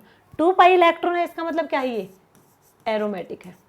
क्लियर? यहाँ पे नेक्स्ट देखो, यहाँ पे ये होगा, क्योंकि ऑक्सीजन हमारा क्या होगा? More electronegative. चार्ज किधर जाएगा? ऑक्सीजन की साइड। यहाँ पे पॉजिटिव, यहाँ पे होगा नेगेटिव। यहाँ पे कितने इलेक्ट्रॉन में? फिर 2 पाई इलेक्ट्रॉन, जो कि एरोमेटिक होगा। नेक्स्ट यहाँ पे क्या होंगे? पॉजिटिव नेगेटिव, पॉजिटिव नेगेटिव, यानी कि स्ट्रक्चर हमारी कुछ इस टाइप से होगी, है पॉजिटिव। यहाँ पे कितने हैं 2 पाई इलेक्ट्रॉन है और ये कैसा होगा एरोमेटिक नेचर का होगा। यहाँ तक क्लियर है। अब यहाँ पे देखो, मान लीजिए हमारे पास ये मॉलिक्यूल है, ये कितने इलेक्ट्रॉन है 2 पाई इलेक्ट्रॉन है, बट यहाँ पे क्या ये प्लेनर है, बिल्कुल भी नहीं। यहाँ पे 2 हाइड्रोजन है, इसकी हाइब्रिडाइजेशन क्या होगी sp3 होगी, यानी कि नॉन प्लेनर होगा। नॉन प्लेनर है तो हमने कहा था कि 2 पाई इलेक्ट्रॉन है, बट वहाँ पे कोई दूसरी कंडीशन फुलफिल नहीं हो रही, तो एंटी एरोमेटिक नहीं होगा, यहाँ पे नॉन एरोमेटिक होगा। तो ये कैसा होगा नॉन एरोमेटिक नेचर का कंपाउंड होगा हमारा। तो 2 पाई इलेक्ट्रॉन सिस्टम कंप्लीट हुआ। यदि हमसे यहाँ पे पूछ ले कि इनमें से सबसे ज्यादा स्टेबल कौन सा होगा, मान लीजिए यहाँ पे OH है, यहाँ पे OH है, ठीक है। एक तो हमारे पास है ये है स्क्वेरिक एसिड और ये होगा हमारे पास है डोल्टिक एसिड। ये डाल्टिक एसिड है और ये है स्क्वेरिक एसिड। यदि हमसे पूछे इनमें से सबसे ज्यादा स्टेबल कौन सा होगा, दोनों ही एरोमेटिक नेचर के हैं, बट यहाँ पे कोरेजोनेटिंग स्ट्रक्चर ज्यादा होंगे। रेजोनेटिंग स्ट्रक्चर इंक्रीज होने की वजह से स्टेबिलिटी भी इंक्रीज हो जाएगी, ठीक है। वैसे दोनों ही एरोमेटिक है, दोनों ही स्टेबल कंपाउंड है। यहाँ पे रेजोनेटिंग स्ट्रक्चर ज्यादा होने की वजह से इसकी स्टेबिलिटी से थोड़ी ज्यादा होगी, यानी कि स्क्वेरिक एसिड ज्यादा स्टेबल होगा डेल्टिक एसिड के कंपैरिजन में। क्लियर है, ये है 2 पाई इलेक्ट्रॉन सिस्टम। नेक्स्ट हम बात करेंगे 4 पाई इलेक्ट्रॉन सिस्टम। 4 पाई इलेक्ट्रॉन सिस्टम, 4 पाई इलेक्ट्रॉन सिस्टम पहले ही पता हमें कैसा होगा। ये बार बार हमें करने की नीड नहीं है, हम डायरेक्टली देखेंगे एक नजर में ही और हम पता लगे लेंगे वो एंटी एरोमेटिक है, एरोमेटिक है, कौन सा सिस्टम फॉलो कर रहा है। तो 4 हमने 4 की टेबल क्या बताया था एंटी एरोमेटिक, ये होगा एंटी एरोमेटिक। यदि वाली कंडीशन फुलफिल नहीं हो रही, मान लीजिए जो हमें सिस्टम गिवन है उसमें वो प्लेनर नहीं है, नॉन प्लेनर है। नॉन प्लेनर होगा तो वो कैसा हो जाएगा नॉट एरोमेटिक हो जाएगा, यदि वो नॉन प्लेनर है तो। एरोमेटिक कभी नहीं होगा, ये एरोमेटिक कभी नहीं होगा। क्लियर है यहां तक सबको। अब इसके एग्जाम्पल देखो, ये है इसके एग्जाम्पल।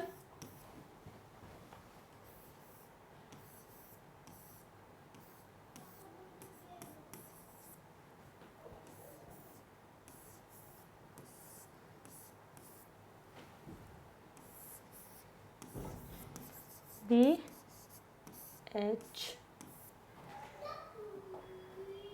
ये वाले हमारे पास कंपाउंड है, इनको ध्यान से देखो। एरोमेटिक होंगे, नॉन एरोमेटिक होंगे या फिर एंटी एरोमेटिक। फर्स्ट वाले में कितने हैं 4 पाई इलेक्ट्रॉन, क्या होगा एंटी एरोमेटिक। नेक्स्ट में भी 4 पाई इलेक्ट्रॉन, यहाँ पे तो पॉजिटिव चार्ज है। हाइब्रिडाइजेशन इसकी भी क्या होगी sp2 होगी इस कार्बन की भी, यानी कि प्लेनर में तो है बट 4 पाई इलेक्ट्रॉन है तो भी कैसा होगा एंटी एरोमेटिक। यहाँ पे भी कितने हैं, जो बोरोन है, बोरोन के पास तो वैलेंस इलेक्ट्रॉन कितने होंगे 3 होंगे, 3 ने ही बॉन्डिंग कर रखी है, यानी कि इसका कैसा होगा ये भी sp2 होगा, ठीक है। तो कितने इलेक्ट्रॉन यहाँ पे 4 इलेक्ट्रॉन है, 4 पाई इलेक्ट्रॉन होंगे तो एंटी एरोमेटिक होगा। अब यहाँ पे देखो 4 पाई इलेक्ट्रॉन दिख रहे हैं बट साथ में यहाँ पे इस वाले कार्बन को ध्यान से देखो, इसकी हाइब्रिडाइजेशन sp3 है, यानी कि नॉन प्लेनर होगा मॉलिक्यूल। नॉन प्लेनर होगा तो कंपाउंड होगा हमारा नॉन एरोमेटिक, ठीक है। तो एरोमेटिक नहीं होगा 4 पाई इलेक्ट्रॉन सिस्टम में, एंटी एरोमेटिक होगा। यदि प्लेनरिटी वहां पे नहीं है तो वो हो जाएगा नॉन एरोमेटिक। क्लियर यहां तक सबको। एक 4 पाई इलेक्ट्रॉन सिस्टम में एक केस याद रखना कि यहाँ पे मान लीजिए ये हमारे पास एक मॉलिक्यूल है,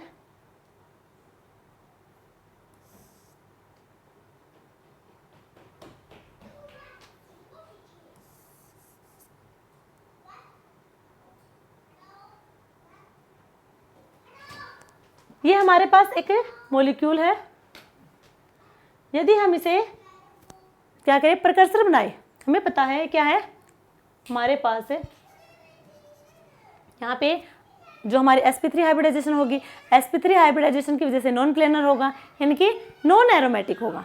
अब इसकी हमें बात करनी है क्या ये प्रीकर्सर बनाएगा या फिर नहीं। ये प्रीकर्सर बनाएगा, प्रीकर्सर बनाने के बाद देखो ये डबल बॉन्ड इधर, ये बॉन्ड इधर जाएगा ब्रेक करके, ये इधर जाएगा और हमें मिलेंगे कुछ इस टाइप से, और ये एज ए प्रीकर्सर यहाँ पे यूज करेंगे। इसका हम यूज करेंगे ट्रैपिंग रिएजेंट की फॉर्म में। ये क्या होगा हमारे लिए? ट्रैपिंग रिएजेंट होगा। ट्रैपिंग रिएजेंट का काम क्या है? ट्रैपिंग रिएजेंट का काम है, मान लीजिए हमारे पास कोई अनस्टेबल कंपाउंड है, ठीक है, जैसे कि बेंजाइन है। बेंजाइन एक इंटरमीडिएट भी है, ठीक है, और वो अनस्टेबल होगा। क्योंकि अनस्टेबल इसलिए होगा, एक तो उसमें एक्स्ट्रा पाई इलेक्ट्रॉन होंगे, एक्स्ट्रा पाई बॉन्ड होगा। दूसरा रीजन ये है कि वो होगा हमारा यहाँ पे हाईली स्ट्रेन होने की वजह से, और एक्स्ट्रा पाई बॉन्ड होने की वजह से वो होगा हाईली अनस्टेबल। अब उसके लिए ये वाला जो रिएजेंट होगा, ट्रैपिंग रिएजेंट, यानी कि ट्रैप करना उसे, और जो बेंजाइन इंटरमीडिएट होगा वो खुद को आइसोलेट नहीं कर सकता, इसलिए हम इसका यूज करेंगे। उसे पता लेना, ये देखो, एक तो बेंजाइन बहुत कम टाइम के लिए बनेगा, बेंजाइन इंटरमीडिएट है, और इंटरमीडिएट क्या है? मान लीजिए हमारे पास एक रिएक्टेंट है, किसी की रिएजेंट की प्रेजेंस में हम कोई रिएक्शन करवा रहे हैं, हमें मिलेगा इंटरमीडिएट, देन प्रोडक्ट की फॉर्मेशन होगी। तो वो जो इंटरमीडिएट की फॉर्मेशन होती है वो बहुत ही कम टाइम के लिए होती है। तब उसकी जो कम टाइम के लिए हमारे लिए जो बेंजाइन बना है, एक तो वो अनस्टेबल है, उसके क्या करने के लिए, पता लगाने के लिए जो हमारी अनस्टेबिलिटी, उसके लिए हम ट्रैपिंग रिएजेंट का यूज करेंगे। और ट्रैपिंग रिएजेंट का यूज करने के बाद जो रिएक्शन होगी उसे हम कहेंगे ट्रैपिंग रिएक्शन। क्लियर है? और ट्रैपिंग रिएजेंट का यूज करने के बाद एक तो इसी के साथ रिएक्शन कर दे, और इसका हमें पता कैसे चलेगा ट्रैपिंग रिएजेंट होगा? हमें कोई इस टाइप का मॉलिक्यूल या फिर कोई रिएजेंट हमें वहाँ पे रिएक्शन में दिखेगा, हमें पता चल जाएगा। एक तो हमें कोई अनस्टेबल इंटरमीडिएट मिले, उसके बाद हमें साथ में कोई ऐसा कोई भी रिएजेंट मिल जाए, या फिर कहें डाइनोफाइल की फॉर्म में, तो वो हमारे ट्रैपिंग रिएजेंट का काम करेगा ही करेगा। और हमें या तो उसके साथ रिएक्शन करके हमें प्रोडक्ट देगा, जो इंटरमीडिएट होगा इस ट्रैपिंग रिएजेंट के साथ रिएक्ट करके हमें रिएक्शन देगा, या फिर जो हमारा इंटरमीडिएट है उसका डाइमराइजेशन हो जाएगा। उसका डाइमराइजेशन भी हो सकता है, वो तो हम बात करेंगे पेरिसाइक्लिक में। क्लियर है? बट ये ट्रैपिंग रिएजेंट का काम करता है यहाँ पे। और ये क्या होंगे? 4 पाई इलेक्ट्रॉन सिस्टम होंगे। और यहाँ पे ये क्या है? एंटी एरोमेटिक नहीं है, नॉन एरोमेटिक होगा। नेक्स्ट हम बात करेंगे 6 पाई इलेक्ट्रॉन। 6 पाई इलेक्ट्रॉन सिस्टम कैसा होगा? एरोमेटिक। एंटी एरोमेटिक कभी नहीं होगा, ठीक है। यदि प्लेनरिटी वहां पे नहीं है तो वो नॉन एरोमेटिक हो जाएगा। इसका हम एग्जाम्पल देखते हैं। एक तो हमारे पास ये है,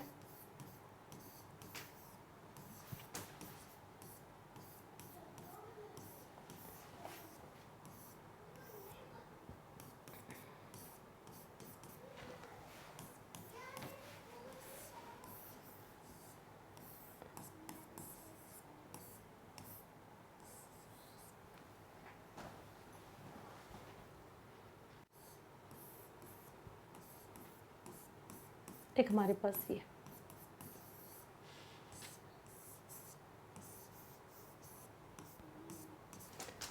ये हमारे पास कंपाउंड है। हमें बताने एरोमेटिक होंगे, एंटी एरोमेटिक होंगे, नॉन एरोमेटिक होंगे। तो सबसे पहले हम इनमें पाई इलेक्ट्रॉन काउंट करेंगे। फर्स्ट देखो यहाँ पे कितने हैं? 2 4 6 पाई इलेक्ट्रॉन है। कैसा होगा? ये एरोमेटिक होगा, साइक्लिक है, प्लेनर है, कॉन्जुगेशन सब है। इसमें देखो ये वाला कार्बन है, यहाँ पे ये होगा sp3 हाइब्रिडाइजेशन, यानी कि नॉन प्लेनर। नॉन प्लेनर है, इसका मतलब ये होगा नॉन एरोमेटिक। नेक्स्ट में कितने हैं? 6 पाई इलेक्ट्रॉन, साइक्लिक है, कॉन्जुगेशन है और प्लेनर भी है, तो ये भी होगा एरोमेटिक।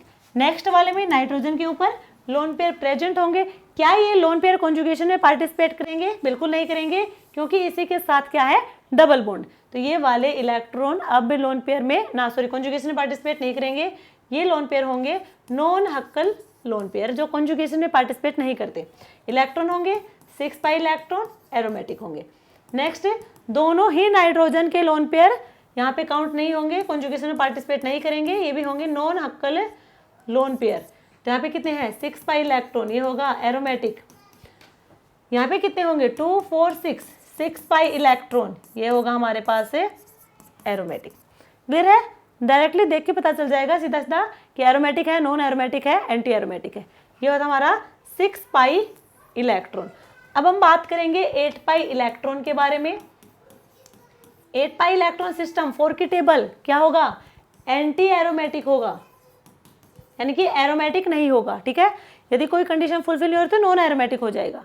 तो ये, और एक बात और, जो हमारी 8 पाई इलेक्ट्रॉन सिस्टम और उससे ऊपर वाले 8 12, 16, यानी कि 4 के टेबल वाले की बात करें हम, 8, 12, 16, ये वाले जो हमारे पास सिस्टम होंगे अब पाई इलेक्ट्रॉन सिस्टम में, वहाँ पे जो एंटी एरोमेटिक है, यदि हमें वहाँ पे कोई एंटी एरोमेटिक है, यदि यहाँ पे कोई ड्राइंग फोर्स मिल जाए, हमें उससे मॉलिक्यूल में हमें कोई ड्राइंग फोर्स मिल जाए, तो वहाँ से हमें जो मॉलिक्यूल मिलेगा वो होगा नॉन एरोमेटिक। एंटी एरोमेटिक अभी नहीं होगा, एंटी एरोमेटिक नहीं होगा। यहाँ पे यदि हमारे पास कोई ड्राइंग फोर्स है, देखो जैसे जैसे पाई इलेक्ट्रॉन सिस्टम इंक्रीज होंगे वैसे वैसे उनका साइज भी तो इंक्रीज हो रहा है, तो उनमें क्या होगी, वो रिंग फ्लिप भी कर सकते हैं। इसकी वजह से वहाँ पे कन्फर्मेशनल चेंजेस होंगे, जिनकी वजह से वो फ्रीली रोटेट कर सकते हैं और वहाँ पे वो नॉन एरोमेटिक कंपाउंड की फॉर्मेशन देंगे। एरोमेटिक कभी नहीं मिलेंगे। जो 4 के टेबल के हमारे पाई इलेक्ट्रॉन सिस्टम वो एरोमेटिक कभी नहीं होंगे, वो या तो एंटी एरोमेटिक होंगे या फिर वो नॉन एरोमेटिक होंगे। और जिससे पहले वाले तो एंटी एरोमेटिक रहेंगे, जो यदि हक्कल रूल वाली सारी कंडीशन फुलफिल कर रहा है और वो 4 के टेबल का है, तो वो होंगे हमारे पास है anti aromatic. But 8 pi electron system, 12 pi electron system, 16 pi electron system, जैसे जैसे उनका साइज इंक्रीज होता जाएगा, रिंग फ्लिपिंग होने स्टार्ट हो जाएगी, कन्फर्मेशनल चेंजेस आने स्टार्ट हो जाएंगे, फ्रीली मूव करेंगे वो जो हमारी कंपाउंड होंगे, मॉलिक्यूल होंगे, वहाँ पे ड्राइविंग फोर्स होगा। और ड्राइविंग फोर्स का काम क्या होता है, स्टेबिलिटी गेन करना। गेंदा स्टेबिलिटी, ये स्टेबिलिटी को गेन करवाता है, यानी कि थोड़ी बहुत स्टेबिलिटी हमें मिली तो ये केस में जाएगा नॉन एरोमेटिक में जाएगा। और हमें पता है नॉन एरोमेटिक एंटी एरोमेटिक से तो थोड़ा बहुत स्टेबल ही है। क्लियर यहाँ तक सबको? ठीक है, अब हम बात करेंगे मॉलिक्यूल की। ये हमारे पास मॉलिक्यूल है, देखने से क्या लगेगा। सबसे पहले यदि हम डायरेक्टली मॉलिक्यूल को देखें और अभी तक हमने जो कॉन्सेप्ट देखा है उसके अकॉर्डिंग हमें लगेगा यहाँ पे है 8 पाई इलेक्ट्रॉन, साइक्लिक दिख रहा है हमें, प्लेनर भी दिख रहा है, ठीक है, कॉन्जुगेशन भी यहाँ पे दिख रही है, तो हम डायरेक्टली लगा देते हैं यहाँ पे एंटी एरोमेटिक। बट साइज बड़ा होने की वजह से यहाँ पे कन्फर्मेशन चेंज होंगे, जो स्ट्रक्चर होगी ये हमारी चेंज हो जाएगी, कन्फर्मेशनल चेंजेस होगा यहाँ पे, और वो होगा यहाँ पे टब शेप की स्ट्रक्चर हमें मिलेगी, ये होगी टब शेप। अब ये कैसा होगा, नॉन प्लेनर होगा, टब शेप स्ट्रक्चर होगी, नॉन प्लेनर होगा। नॉन प्लेनर होगा तो कंपाउंड होगा हमारा नॉन एरोमेटिक, तो ये कंपाउंड नॉन एरोमेटिक होगा, ना कि एंटी एरोमेटिक। क्लियर यहाँ तक सबको? एक और देखते हैं हम यहीं पे, ये तो यहाँ पे क्या है, यहाँ पे भी 8 पाई इलेक्ट्रॉन होंगे। देखो ये एंटी एरोमेटिक होगा या फिर नॉन एरोमेटिक होगा, तो ये वाला कुछ बुक में तो ऐसा है कि एंटी एरोमेटिक लिखा है, कुछ बुक ऐसे हैं जहाँ पे नॉन एरोमेटिक लिखा हुआ है, बट हम यहाँ पे नॉन एरोमेटिक लगा देंगे। ठीक है, तो ये हमारा क्वेश्चन है। तो यह 8 पाई इलेक्ट्रॉन। अब हम बात करेंगे 10 पाई इलेक्ट्रॉन सिस्टम की। 10 पाई इलेक्ट्रॉन सिस्टम, 10 पाई इलेक्ट्रॉन सिस्टम यानी कि एरोमेटिक, एरोमेटिक होंगे। और 10 पाई इलेक्ट्रॉन सिस्टम 4 के टेबल में नहीं आता, वो एंटी एरोमेटिक कभी नहीं होगा। यदि वो कोई कंडीशन फुलफिल नहीं हो रही तो वो नॉन एरोमेटिक हो सकता है। एक बात और, जो हमारे 2, 6, 10, 14 ये वाले जो पाई इलेक्ट्रॉन सिस्टम होंगे, यहाँ पे कोई ड्राइविंग फोर्स नहीं होगा जिसकी वजह से हमें नॉन एरोमेटिक मिले। ओरिजिन हो सकता है नॉन एरोमेटिक का, बट वहाँ पे कोई ड्राइविंग फोर्स नहीं होंगे। ड्राइविंग फोर्स होंगे हमारे एंटी एरोमेटिक वाले में, जिससे हमें नॉन एरोमेटिक मिलते हैं। एरोमेटिक सबसे ज़्यादा स्टेबल होते हैं। हम बात करें यदि इसके एग्जाम्पल की, देखो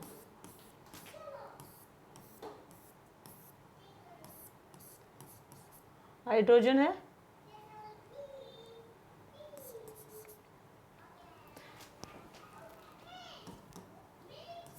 यहाँ पे ये है हाइड्रोजन। ठीक है, अब ये इन हाइड्रोजन के, देखो हमें देख के लगेगा कि यहाँ पे है 10 पाई इलेक्ट्रॉन सिस्टम। अब 10 पाई इलेक्ट्रॉन है, इसका मतलब ये क्या होंगे, एरोमेटिक होने चाहिए, ये होने चाहिए, क्योंकि साइक्लिक भी दिख रहे हैं हमें, प्लेनर भी दिख रहा है हमें, सारे के सारे sp2 कार्बन है, और हमें यहाँ पे कॉन्जुगेशन दिख रहा है, अल्टरनेट पोजीशन पे डबल बॉन्ड है। बट ये एरोमेटिक ना हो कि ये नॉन एरोमेटिक है, ये कैसा है, नॉन एरोमेटिक है। अब ये नॉन एरोमेटिक क्यों है, एरोमेटिक क्यों नहीं है, उसके पीछे रीजन ये है, ये वाले हाइड्रोजन, ये वाले हाइड्रोजन जो अंदर के साइड प्रेजेंट है, 1 और 6 पोजीशन पे जो हाइड्रोजन प्रेजेंट हैं, ये एक दूसरे के पास होंगे। हाइड्रोजन में एक एक इलेक्ट्रॉन तो है ही, एक दूसरे के पास होंगे, और यहाँ पे रिपल्शन होगा। जैसे ही रिपल्शन होगा तो इसकी जो ज्योमेट्री है वो डिस्टर्ब हो जाएगी, डिस्टोर्ट हो जाएगी, और ज्योमेट्री डिस्टोर्ट होने की वजह से प्लेनर से नॉन प्लेनर में चले जाएगा, और नॉन प्लेनर कंपाउंड हमारे नॉन एरोमेटिक होते हैं। समझ आया?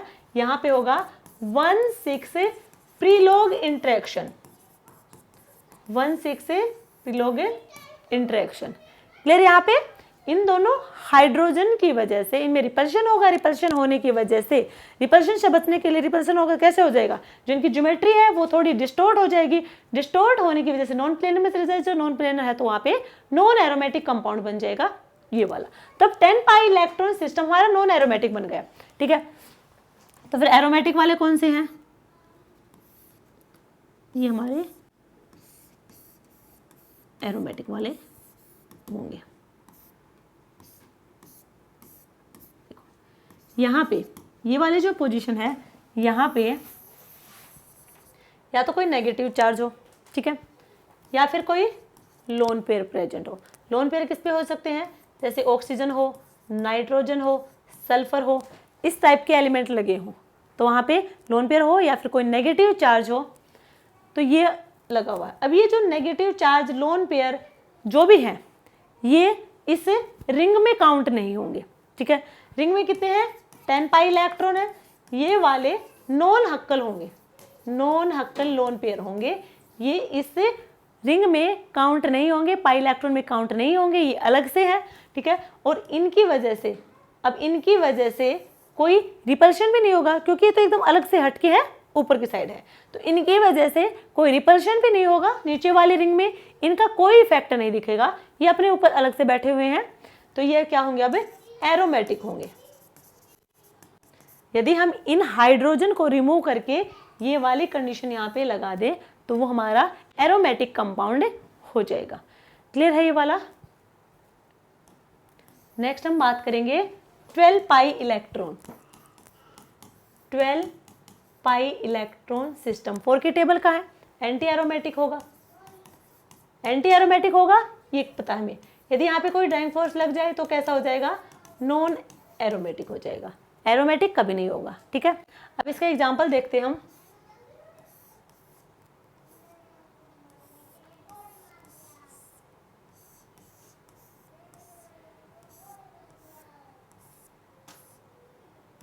ये हमारे पास एक मॉलिक्यूल है। अब इसको ध्यान से देखो, यहाँ पे कितने इलेक्ट्रॉन है? यहाँ पे 1 2 3 4 5 6 पाई बॉन्ड है, यानी कि 12 पाई इलेक्ट्रॉन है यहाँ पे। 12 पाई इलेक्ट्रॉन यानी कि एंटी एरोमेटिक। बट यहाँ पे क्या होगा? रिंग साइज क्या होगा? बड़ा होने की वजह से कन्फर्मेशनल चेंजेस होंगे, ड्राइविंग फोर्स होगा, स्टेबिलिटी गेन होगी। तो स्टेबिलिटी गेन होगी, क्या हो मिलेगा हमें? Non aromatic compound. तो ये कैसा होगा? नॉन एरोमेटिक होगा, एंटी एरोमेटिक नहीं होगा।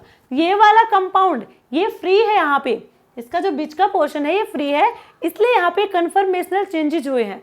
यदि यहाँ पे हम लॉक कर दे, जैसे कि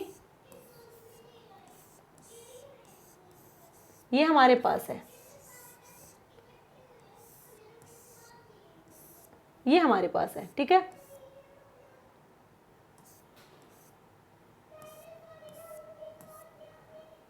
one two three four five six seven, ये तो 7 हो गए।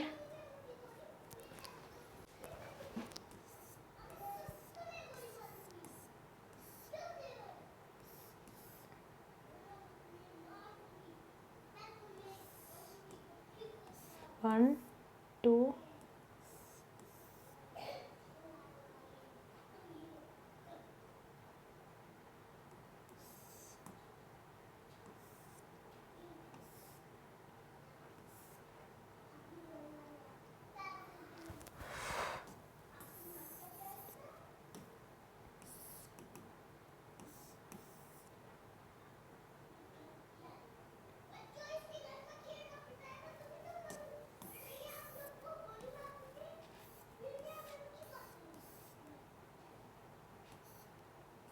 One two three four five six, ये वाला मॉलिक्यूल है, ये वाला। हाँ, तो हमारा 14 हो गया, ये इसमें हम काउंट नहीं करेंगे। ये वाला देखो कितने, इसमें 12 पाई इलेक्ट्रॉन है। अब इस रिंग सिस्टम को हमने क्या कर रखा है? क्लोज कर रखा है। सारे के सारे ही हमारे यहाँ पे कॉन्जुगेशन में पार्टिसिपेट करेंगे। पाई इलेक्ट्रॉन यानी कि यहाँ पे एक भी ऐसा नहीं है जो नॉन हक्कल होगा, सारे के सारे हक्कल होंगे पाई इलेक्ट्रॉन। अब यहाँ पे अच्छा कितने हुए 1, अच्छा वो है 6 है। अब देखो ये कैसे होंगे, एंटी एरोमेटिक होगा। अब ये नॉन एरोमेटिक नहीं होगा क्योंकि ये जो सिस्टम है इसको हमने कर दिया लॉक, ये है लॉक सिस्टम। लॉक सिस्टम होने की वजह से यहाँ पे कन्फर्मेशनल चेंजेस नहीं होंगे। कन्फर्मेशनल चेंजेस ना होने की वजह से ये हमारा एंटी एरोमेटिक होगा, ना कि नॉन एरोमेटिक होगा। ये हमारा एंटी एरोमेटिक होगा, ये हमारा नॉन एरोमेटिक होगा। डिफरेंस ये है, ये लॉक सिस्टम है, ये हमारा फ्री सिस्टम है, यहाँ से ओपन है हमारा अंदर से, तो यहाँ पे कन्फर्मेशनल चेंजेस हो जाएंगे, यहाँ पे होंगे नहीं। तो ये हमारा है 12 पाई इलेक्ट्रॉन। अच्छा यहाँ पे देखो हमने वो कर दिया, दोनों डबल बॉन्ड को साथ में कर दिया, ठीक है। ठीक है, हमने वो वाला एग्जांपल ले लिया, यहाँ पे एग्जांपल डबल बॉन्ड लिखने में ही गड़बड़ कर दी थी, ठीक है। तो ये हमारे पास एग्जांपल थे 12 पाई इलेक्ट्रॉन सिस्टम के। अब हम बात करने वाले हैं 14 पाई इलेक्ट्रॉन सिस्टम। अब नेक्स्ट हम बात करेंगे 14 पाई इलेक्ट्रॉन सिस्टम की। 14 पाई इलेक्ट्रॉन सिस्टम 4 के टेबल का नहीं है, तो ये होगा हमारा एरोमेटिक, एरोमेटिक नेचर का होगा। अब यहाँ पे देखो इसके स्ट्रक्चर देखते हैं हम। ये हमारे पास एक मॉलिक्यूल है,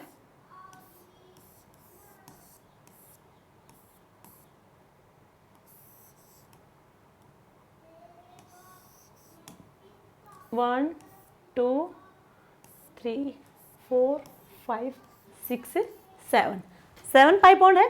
कितने हुए, 14 पाई इलेक्ट्रॉन है। 14 पाई इलेक्ट्रॉन यानी कि एरोमेटिक नेचर के होंगे, ये एरोमेटिक नेचर के हैं। नेक्स्ट हम बात करें, देखो यदि ये वाला नहीं लगे होते, ये जो हमने यहाँ पे ऊपर लगा रखे हैं एक चेन की फॉर्म में, अगर ये नहीं होते तो यहाँ पे भी वही हाइड्रोजन होते, वही रिपल्शन होता, फिर इनकी एरोमेटिसिटी थोड़ी डिस्टर्ब होती। तो ये हमारे हैं 14 पाई इलेक्ट्रॉन सिस्टम जो है एरोमेटिक। यदि यहाँ पे हाइड्रोजन होते तो वही ये नॉन एरोमेटिक हो जाता। क्लियर है। जैसे कि इसका एक एग्जांपल ये भी है,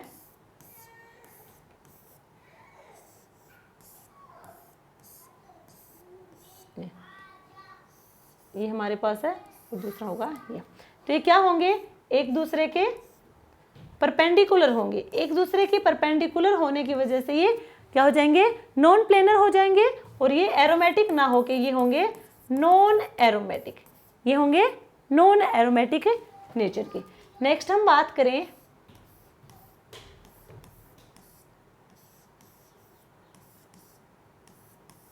ये हमारे पास एक मॉलिक्यूल है, 1 2 3 4 5 6 7, कितने हैं ये, 7 पाई बॉन्ड है, यानी कि 14 पाई इलेक्ट्रॉन एरोमेटिक होगा।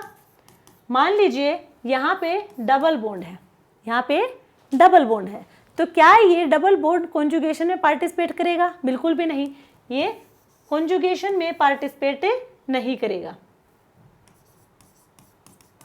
नॉट इन ए कॉन्जुगेशन, तो भी कैसा रहेगा, एरोमेटिक ही रहेगा। क्लियर है यहाँ तक सबको। और यदि हम इसको ओपन चेन स्ट्रक्चर बना दें, ये तो हमने अंदर से लॉक कर रखा है, ये कैसा है, लॉक स्ट्रक्चर है। यदि हम ओपन स्ट्रक्चर बनाए इसका, जैसे कि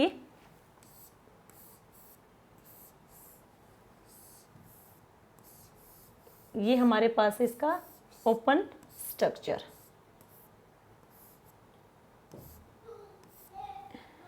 ये वाला। अभी कितने हैं यहाँ पे, 14 पाई इलेक्ट्रॉन, 1 2 3 4 5 6 7, ये भी कैसा होगा, एरोमेटिक होगा। ये लॉक है और ये हमारा अनलॉक सिस्टम है, चाहे लॉक हो चाहे अनलॉक सिस्टम हो, इसमें ये हमारा एरोमेटिक ही रहेगा, ठीक है। यदि हम बात करें, हमने बात की थी 12 पाई इलेक्ट्रॉन की, ये था हमारे पास है 12 पाई इलेक्ट्रॉन, 1 2 3 4 5 6, ये था 12 पाई इलेक्ट्रॉन, हमारा लॉक नहीं है, अनलॉक सिस्टम है। अनलॉक सिस्टम है तो यहाँ पे क्या होगा, कन्फर्मेशनल चेंजेस होंगे, ठीक है, ड्राइविंग फोर्स होगा, जिसकी वजह से ये हमारा नॉन एरोमेटिक होगा, नॉन एरोमेटिक हो जाएगा। यदि हम इसकी रिएक्शन करवाते हैं लिथियम के साथ, तो यहाँ पे क्या आएगा, नेगेटिव चार्ज आ जाएंगे, दो इलेक्ट्रॉन आएंगे।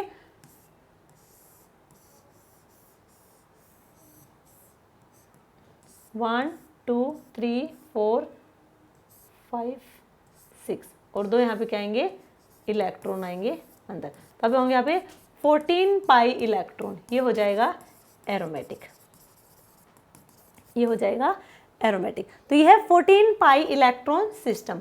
अब हम बात करेंगे 16 पाई इलेक्ट्रॉन सिस्टम। 16 पाई इलेक्ट्रॉन सिस्टम, 16 वही 4 के टेबल का एंटी एरोमेटिक होगा। एंटी एरोमेटिक होगा यदि इसमें यहाँ पे कोई ड्राइविंग फोर्स होगा तो ये हो जाएगा नॉन एरोमेटिक। क्लियर। अब इसका स्ट्रक्चर देखो,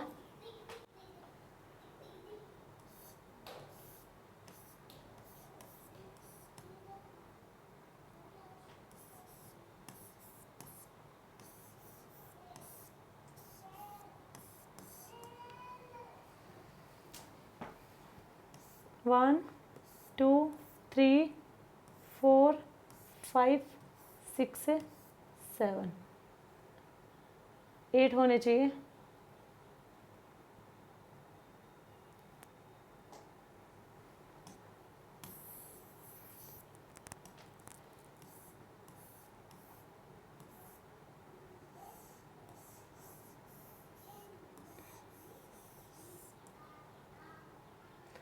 one two three four five six seven eight हुए, 2 4 6 और 8, यानी कि 16 पाई इलेक्ट्रॉन। ठीक है, और ये सिस्टम हमारा अनलॉक है।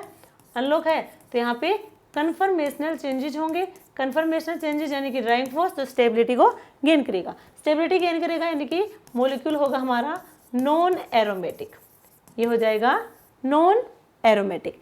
यदि हम इसी स्ट्रक्चर को लॉक कर दें, यदि इसी स्ट्रक्चर को हम लॉक कर देंगे यहाँ पे, तो ये हमारा हो जाएगा एंटी एरोमेटिक। समझ आया। यदि अनलॉक है तो यहाँ पे कन्फर्मेशनल चेंजेस पॉसिबल है। यदि लॉक हो जाएगा तो यहाँ पे कन्फर्मेशनल चेंजेस पॉसिबल नहीं होंगे, जिसकी वजह से ये एंटी एरोमेटिक रहेगा। अब यहाँ पे ओपन है यानी कि अनलॉक है, तो ये नॉन एरोमेटिक हो जाएगा। ठीक है, यदि इसका स्ट्रक्चर बना के देखिए हम एक,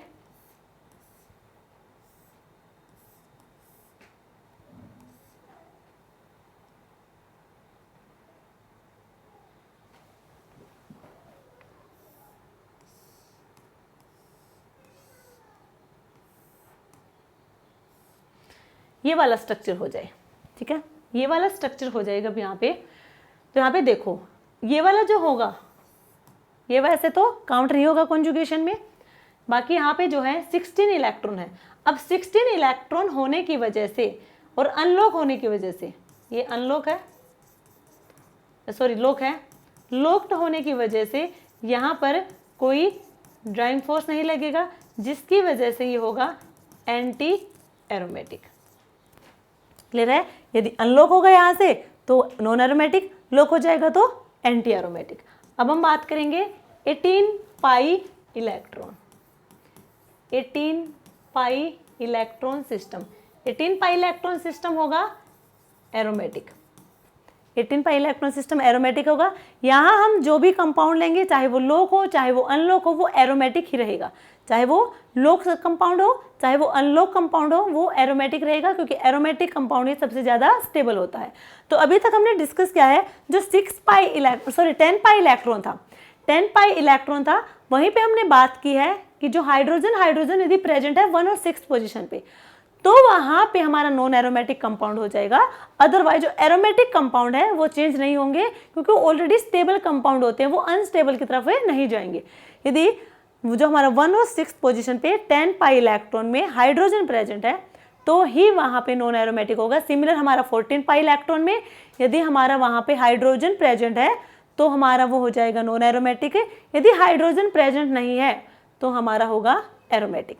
क्लियर है। यहाँ पे जो 18 पाई इलेक्ट्रॉन है, इसका कंपाउंड आप खुद से बना के देख लेना, आपको पता चल जाएगा वो एरोमेटिक होगा, चाहे वो लॉक हो चाहे वो अनलॉक हो। नेक्स्ट हमारा जो टॉपिक होगा फोर्थ टॉपिक हमारे पास है aromaticity in fuse ring system. Aromaticity in A fuse ring system. कैसे होगा? देखो, ये हमारे पास मॉलिक्यूल होंगे,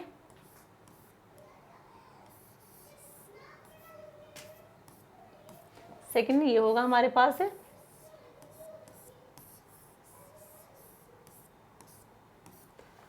थर्ड होगा हमारे पास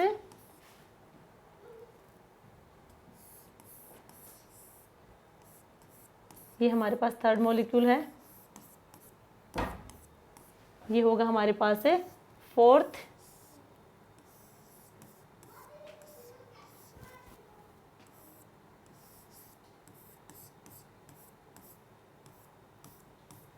और ये होगा सिक्स।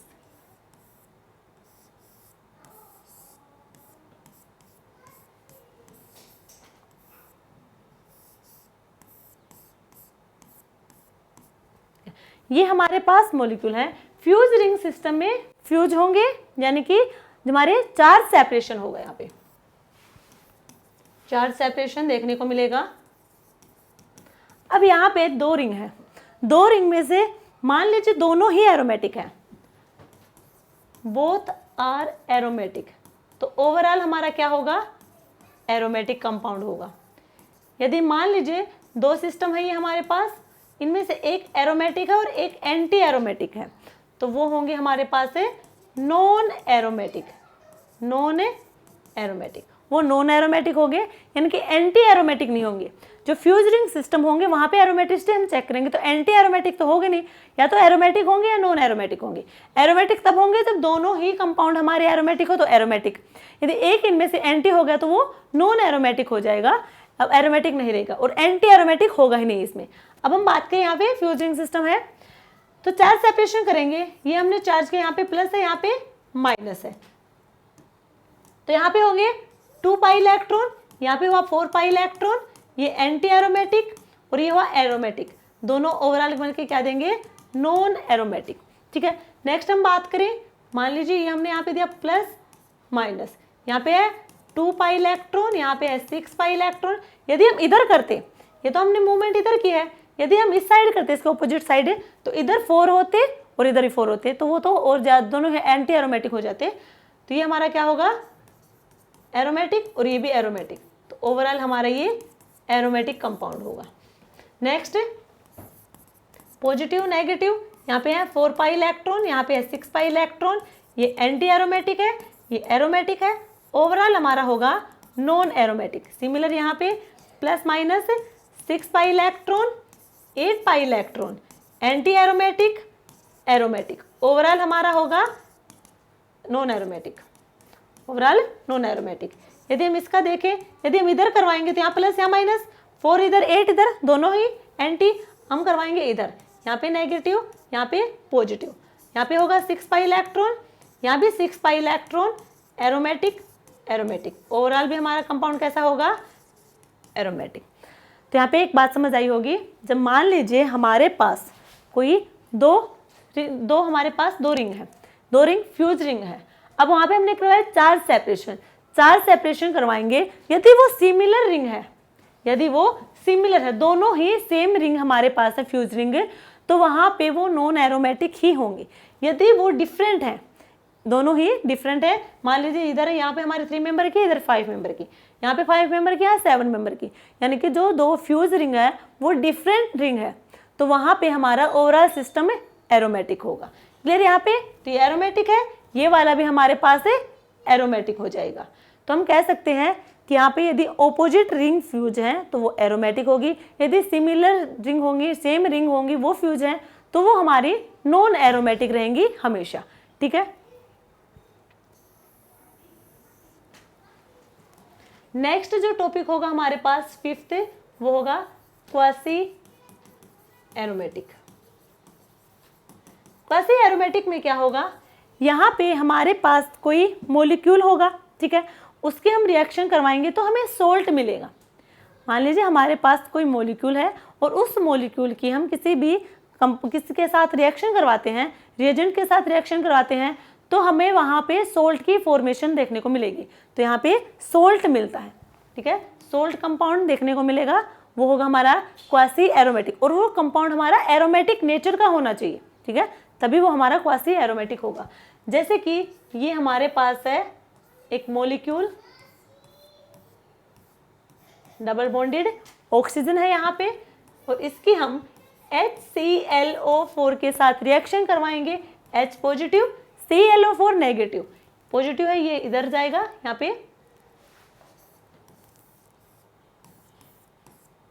1 2 3, यहाँ पे क्या पॉजिटिव चार्ज, यहाँ पे ऑक्सीजन पे नेगेटिव है, साथ में यहाँ पे क्या जाएगा H पॉजिटिव, यानी कि OH बनेगा। यहाँ पे पॉजिटिव चार्ज है, यहाँ पे ClO4 नेगेटिव, यानी कि सोल्ट की फॉर्मेशन हुई है। यहाँ पे सोल्ट की फॉर्मेशन हुई है, तो हम क्या करेंगे यहाँ पे,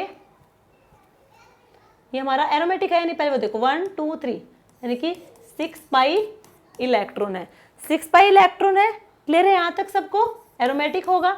नेक्स्ट हम बात करेंगे, ये हमारे पास नेक्स्ट मॉलिक्यूल है, यहाँ पे फ्लोरीन लगा हुआ है, और इसके हम रिएक्शन करवाएंगे SbF5 के साथ, ठीक है। यहाँ पे जो हमारे ये होगा, इसके पास वैकेंट डी ऑर्बिटल होंगे, वैकेंट डी ऑर्बिटल होंगे, तो यहाँ पे इसमें चला जाएगा इसके साथ ये, और यहाँ से SbF6 नेगेटिव, पॉजिटिव चार्ज कितना है 2 पाई इलेक्ट्रॉन है, एरोमेटिक है, यहाँ पे पॉजिटिव SbF6 नेगेटिव, यहाँ पे होगा सोल्ट की फॉर्मेशन है, तो ये है क्वासी एरोमेटिक, तो ये होता है क्वासी एरोमेटिक। अब हम बात करेंगे हमारे लास्ट टॉपिक होमो एरोमेटिसिटी, होमो एरोमेटिसिटी।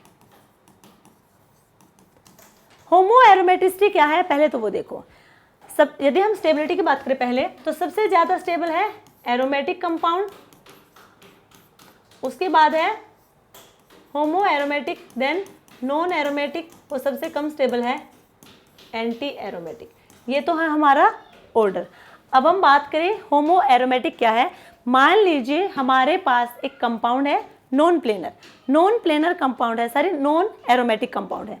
अब नॉन एरोमेटिक कंपाउंड हमें पता है कि एंटी से तो स्टेबल ही है, बट होमो से तो कम स्टेबल है, तो वो भी चाहेगा थोड़ा बहुत तो स्टेबल हो जाए, ठीक है। यदि वो होमो में जाता भी है तो वो स्टेबिलिटी की तरफ ही गया है, अनस्टेबिलिटी की तरफ नहीं गया।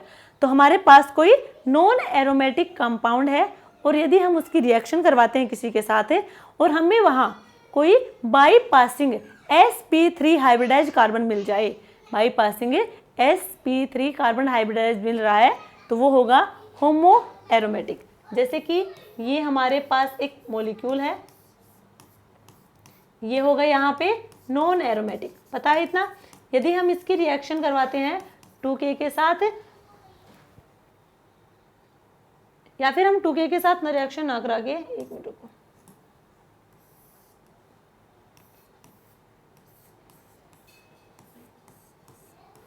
यहाँ पे हमने एडिशन करवाया है किसी हाइड्रोजन का, हाइड्रोजन का एडिशन करवाएंगे, तो हाइड्रोजन का एडिशन कैसे होगा, H2SO4 के साथ रिएक्शन करवाएंगे, ये हमें H पॉजिटिव देगा, और H पॉजिटिव लगेगा कहाँ पे, जहाँ पे नेगेटिव होगा, ये नेगेटिव इधर पॉजिटिव, H जाएगा यहाँ पे, H गया यहाँ पे है पॉजिटिव चार्ज, और एक ऑलरेडी हाइड्रोजन यहाँ पे पहले से भी है, तो ये जो कार्बन है ये है sp3 हाइब्रिडाइज कार्बन, और ये क्या हमारे पास है पॉजिटिव चार्ज है यहाँ पे, तो ये तो sp2 ही रहेगा, और यहाँ पे कितने हैं 6 पाई इलेक्ट्रॉन है, तो ये क्या होगा होमो एरोमेटिक, यानी कि एरोमेटिसिटी यहाँ तक तो दिख रही थी, बट यहाँ पे क्या है एक बाईपासिंग ऐसा कार्बन है जिस पे sp3 हाइब्रिडाइज है नॉन प्लेनर में, तो ये हो जाएगा होमो एरोमेटिक कंपाउंड। तो ये हमारे थे एरोमेटिसिटी के सारे टॉपिक हमने यहाँ पे कंप्लीट कर लिए हैं। अब हम बात करेंगे PYQ, ठीक है, तो स्टार्ट करते हैं इसके PYQ।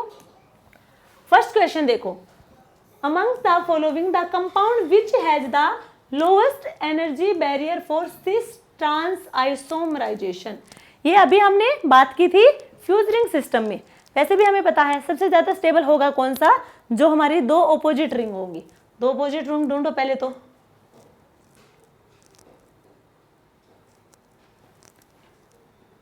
यहाँ पे देखो, यहाँ पे तो हमारे पास जो हमारे कार्बन है ये कैसे हो जाएंगे नॉन प्लेनर हो जाएंगे।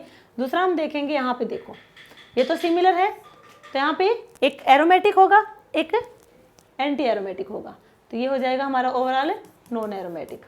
ये भी हमारा कैसा है नॉन एरोमेटिक है। अब इसकी बात करें हम तो यहाँ पे देखो, ये हमने कहा यहाँ पे पॉजिटिव है, नेगेटिव है।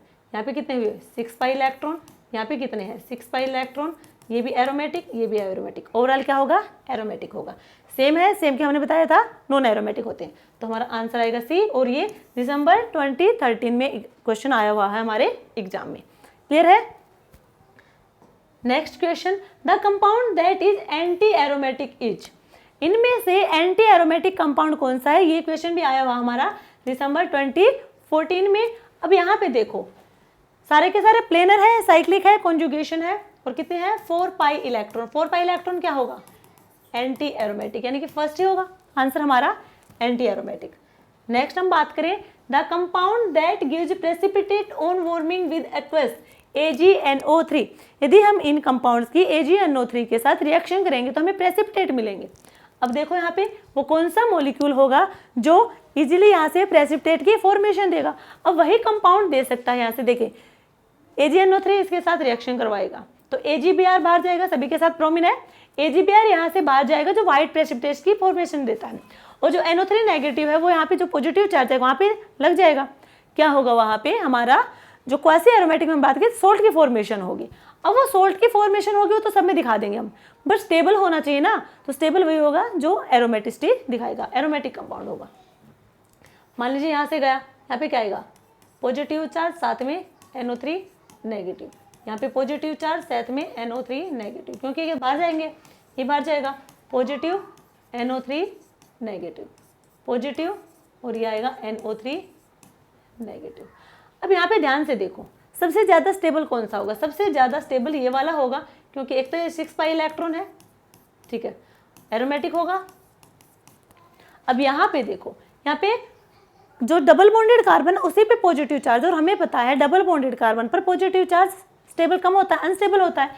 यहाँ भी वही कंडीशन है, तो सबसे ज़्यादा स्टेबल होगा सी वाला, और ये तो हमारा एंटी एरोमेटिक ही हो जाएगा, ये हमारा एंटी एरोमेटिक होगा। Next, the correct statement about following species is. ये हमारे पास दो कंपाउंड है, हमें बताना है इनकी ये एरोमेटिक है या फिर एंटी एरोमेटिक है, और ये भी हमारा जून 2018 में पूछा गया है। कंपाउंड ए और बी हमारे एरोमेटिक है। हम पहले चेक करते हैं, ऑक्सीजन पे इलेक्ट्रॉन होंगे, 2 लोन पेयर होंगे, इनमें से एक हमारा नॉन हक्कल लोन पेयर होगा और एक हमारा हक्कल लोन पेयर होगा जो कॉन्जुगेशन में पार्टिसिपेट करेगा। तो यहाँ पे हुए 8 पाई इलेक्ट्रॉन, ये हुआ एंटी एरोमेटिक, और यहाँ पे क्या है 6 पाई इलेक्ट्रॉन, सारे के सारे कार्बन हमारे sp2 हाइब्रिडाइजेशन के, कॉन्जुगेशन यहाँ पे है, तो ये होगा एरोमेटिक। तो ए वाला एरोमेटिक है, बी वाला एंटी एरोमेटिक है, यानी कि ऑप्शन बी हमारा करेक्ट आंसर है। Next, which of the following species is aromatic, ये पूछा गया है जून 2022 में। यहाँ पे देखो कौन सा एरोमेटिक है। फर्स्ट यहाँ पे नाइट्रोजन पे है, यहाँ पे पॉजिटिव चार्ज, कितने इलेक्ट्रॉन है 6 पाई इलेक्ट्रॉन, या नाइट्रोजन पे पॉजिटिव चार्ज लगा रखा है, यानी कि इसके लोन पेयर अब नहीं है, यहाँ पे 6 पाई इलेक्ट्रॉन होंगे जो एरोमेटिक होगा। यहाँ पे इसके पास इलेक्ट्रॉन है, एक हक्कल होगा, एक नॉन हक्कल लोन पेयर होंगे। हक्कल वाले होंगे वो कॉन्जुगेशन में पार्टिसिपेट करेंगे। 1 2 3 4 5 यानी कि 10 पाई इलेक्ट्रॉन, ये भी होगा एरोमेटिक। 1 2 3 4 5 6 यानी कि 12 पाई इलेक्ट्रॉन। 12 पाई इलेक्ट्रॉन है, हमने कहा था 12 पाई इलेक्ट्रॉन में यदि ड्राइविंग फोर्स होंगे तो नॉन एरोमेटिक हो जाएंगे, तो या तो ये एंटी होगा, और यदि एंटी नहीं है तो नॉन एरोमेटिक होगा, यही हो सकते हैं, एरोमेटिक तो नहीं है। और वैसे भी नॉन एरोमेटिक तब होते तब यहाँ पे ये अनलॉक सिस्टम होता है, वैसे भी लॉक सिस्टम है तो एंटी एरोमेटिक ही होगा, ठीक है। तो यहाँ पे ए और बी यानी कि फोर्थ ऑप्शन होगा वो हमारा करेक्ट आंसर होगा। Next, according to the Huckel rule, अब इनका बताना हमने, इन दोनों में ये पूछा गया हमारा जून 2023 में। देखो नाइट्रोजन के पास लोन पेयर है, इसके पास तो वैलेंस इलेक्ट्रॉन 3 है, 3 के साथ बॉन्डिंग कर रखी है, यानी कि इसका तो sp2 है और कोई लोन पेयर नहीं है, ये कॉन्जुगेशन में पार्टिसिपेट भी करेंगे, ठीक है। अब यहाँ पे देखो हमारे पास 1 2 3 4 5 कितने हैं 10 पाई इलेक्ट्रॉन। 10 पाई इलेक्ट्रॉन क्या होंगे एरोमेटिक। यहाँ पे 1 2 3 6 पाई इलेक्ट्रॉन, यानी कि ये भी कैसा होगा एरोमेटिक, और दोनों ही कैसे हैं MnNr एरोमेटिक, यानी कि सेकंड ऑप्शन हमारा करेक्ट आंसर है। Next, based on हक्कल rule the following species, जो हमें कंपाउंड गिवन है, हमें बताना कैसा है, ये पूछा गया है दिसंबर 2023 में। यहाँ पे इसके पास इलेक्ट्रॉन है, इसके पास भी इलेक्ट्रॉन है, ये तो sp2 नेचर का है पहले से ही। अब ये जो लोन पेयर है ये होंगे नॉन हक्कल लोन पेयर, क्योंकि साथ में डबल बॉन्ड प्रेजेंट है। ये वाला कॉन्जुगेशन में पार्टिसिपेट करेगा, यानी कि इसे हम काउंट करेंगे 1 2 3 4 5 6 यानी कि 12 पाई इलेक्ट्रॉन, 12 यानी कि एंटी एरोमेटिक, तो ये होगा एंटी एरोमेटिक, नॉन एरोमेटिक नहीं होगा क्योंकि यह है लोक सिस्टम। देर यहाँ तक सबको। The major product form in the following reaction is, ये हमारे पास एक मॉलिक्यूल है, इसके हम इसके साथ रिएक्शन करवाएंगे तो हमें क्या कंपाउंड मिलेगा, aromatic, anti aromatic, non aromatic, जो भी मिलेगा देखते हैं। SbF5 ये क्या है, एक एसिड है, स्ट्रॉन्ग एसिड है। इसका काम क्या है, इसके जो वैकेंट ऑर्बिटल होंगे उसमें क्लोराइड चला जाएगा, दो इक्विवेलेंट हैं तो दोनों चले जाएंगे, तो हमें यहाँ पे मिलेगा, यदि एक होता तो सिर्फ एक ही जाता, दो इक्विवेलेंट लिए हैं तो दोनों जाएंगे यहाँ से, तो यहाँ पे आएगा पॉजिटिव चार्ज, यहाँ पे भी पॉजिटिव चार्ज, मिथाइल है और यहाँ पे ये है, तो कितने हैं 2 पाई इलेक्ट्रॉन, यानी कि एरोमेटिक। ऑप्शन ए हमारा करेक्ट आंसर होगा। Next question, correct match for the products of the reaction in the column A with properties in column B. हमें मैच करने हैं इनकी प्रॉपर्टी, कौन सा किसके साथ मैच करेगा, और ये पूछा गया है दिसंबर 2016 में, और यही वो क्वेश्चन है जो पार्ट सी में पूछा गया था 4 मार्क्स में, और जो लास्ट के जो पीछे क्वेश्चन थे वो थे सारे 2 मार्क्स के, ये है 4 मार्क्स का। फर्स्ट, यदि हम इसकी रिएक्शन करवाते हैं 2K के साथ, पोटेशियम के साथ रिएक्शन करवाएंगे तो हमें मिलेगा, यहाँ से इलेक्ट्रॉन लेके जाएगा। जब भी हम किसी मॉलिक्यूल की अल्कली मेटल के साथ रिएक्शन करवाते क्या लेके जाता है, वो इलेक्ट्रॉन लेके जाएगा यहाँ से, तो यहाँ इलेक्ट्रॉन देगा, ठीक है। अल्कली मेटल के साथ जो रिएक्शन करवाएंगे तो यहाँ पे इलेक्ट्रॉन देगा, ठीक है। यहाँ पे नेगेटिव साथ में ये कितने हुए 1 2 3 4 5 यानी कि 10 पाई इलेक्ट्रॉन। 10 पाई इलेक्ट्रॉन क्या होते हैं, एरोमेटिक, ठीक है, ये होंगे एरोमेटिक। तो फर्स्ट तो इसी के साथ मैच करेगा। सेकंड होगा, यदि हम साइक्लो ऑक्टा टेट्राइन, इसके हम H2SO4 के साथ रिएक्शन करवाएंगे, एसिड है H+, तो ये कहाँ पे अटैक करेगा, यहाँ पे पॉजिटिव, यहाँ पे नेगेटिव, ये जाएगा यहाँ पे, हमें मिलेगा यहाँ से ये वाला, यहाँ पे हाइड्रोजन, यहाँ पे पॉजिटिव चार्ज, तो ये कैसा है, ये भी हमने बताया था होमो एरोमेटिक, तो ये होगा होमो एरोमेटिक। नेक्स्ट, यदि हम इस कंपाउंड को हीट देंगे तो बॉन्ड ब्रेक करेगा क्योंकि 4 मेंबर की रिंग है। 4 मेंबर की रिंग कैसे होगी, हाईली स्ट्रेन होगी, कम स्टेबल होगी, इसकी वजह से वो क्या करेगा, ओपन होने की कोशिश करेगा। हीट दे दी हमने, ये ओपन, ये हमें मिला, तो हमें मिलेंगे यहाँ से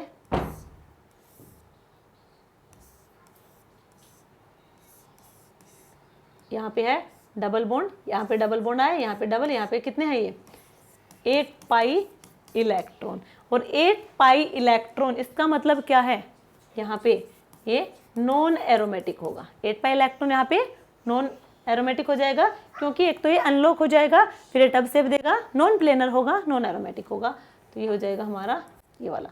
लास्ट हमारा 2K के साथ रिएक्शन करेंगे तो एक डबल बॉन्ड रिमूव करके यहाँ पे हमें क्या देगा, नेगेटिव चार्ज देगा, ये हट जाएगा यहाँ से। 1 2 3 4 5 6 7 8 यानी कि 16 पाई इलेक्ट्रॉन। 16 पाई इलेक्ट्रॉन 4 के टेबल में तो कैसा हो जाएगा, ये एंटी एरोमेटिक होगा। अब ये नॉन एरोमेटिक नहीं होगा क्योंकि ये हमारा लोक सिस्टम है, लोक कन्फर्मर है, तो ये हो जाएगा एंटी एरोमेटिक। तो मैच कर लेना कहाँ पे एंटी एरोमेटिक, ये वाला। समझ आया? तो ये थी हमारी आज की क्लास जिसमें हमने बात की है एरोमेटिसिटी के बारे में। कॉन्सेप्ट भी कंप्लीट हो चुका हमारा, साथ में यहाँ पे हमने इसके PYQ देख लिए, सारे के सारे यहाँ पे PYQ हमने लगा लिए जो पूछे गए हैं। नेक्स्ट क्लास में हम या तो हम F ब्लॉक के क्वेश्चन और माइक्रोस्टेट के बारे में बात करेंगे, या फिर हम नेक्स्ट क्लास में फिजिकल का एक चैप्टर स्टार्ट कर देते हैं। साथ साथ होते रहेंगे ऑर्गेनिक, इनऑर्गेनिक और फिजिकल। ये नहीं होगा कि कोई एक ही केमिस्ट्री चल रही है, तीनों केमिस्ट्री को हम साथ लेके चलेंगे। तो नेक्स्ट क्लास में या तो हम पहले F ब्लॉक की PYQ सॉल्व करवाएंगे, या फिर हम फिजिकल केमिस्ट्री में क्वांटम स्टार्ट कर देंगे। ठीक है, तो ये थी हमारी आज की क्लास। आपको कैसी लगी आप कमेंट सेक्शन में जरूर बताना। मिलते हैं कल एक नई क्लास के साथ, तब तक के लिए थैंक यू।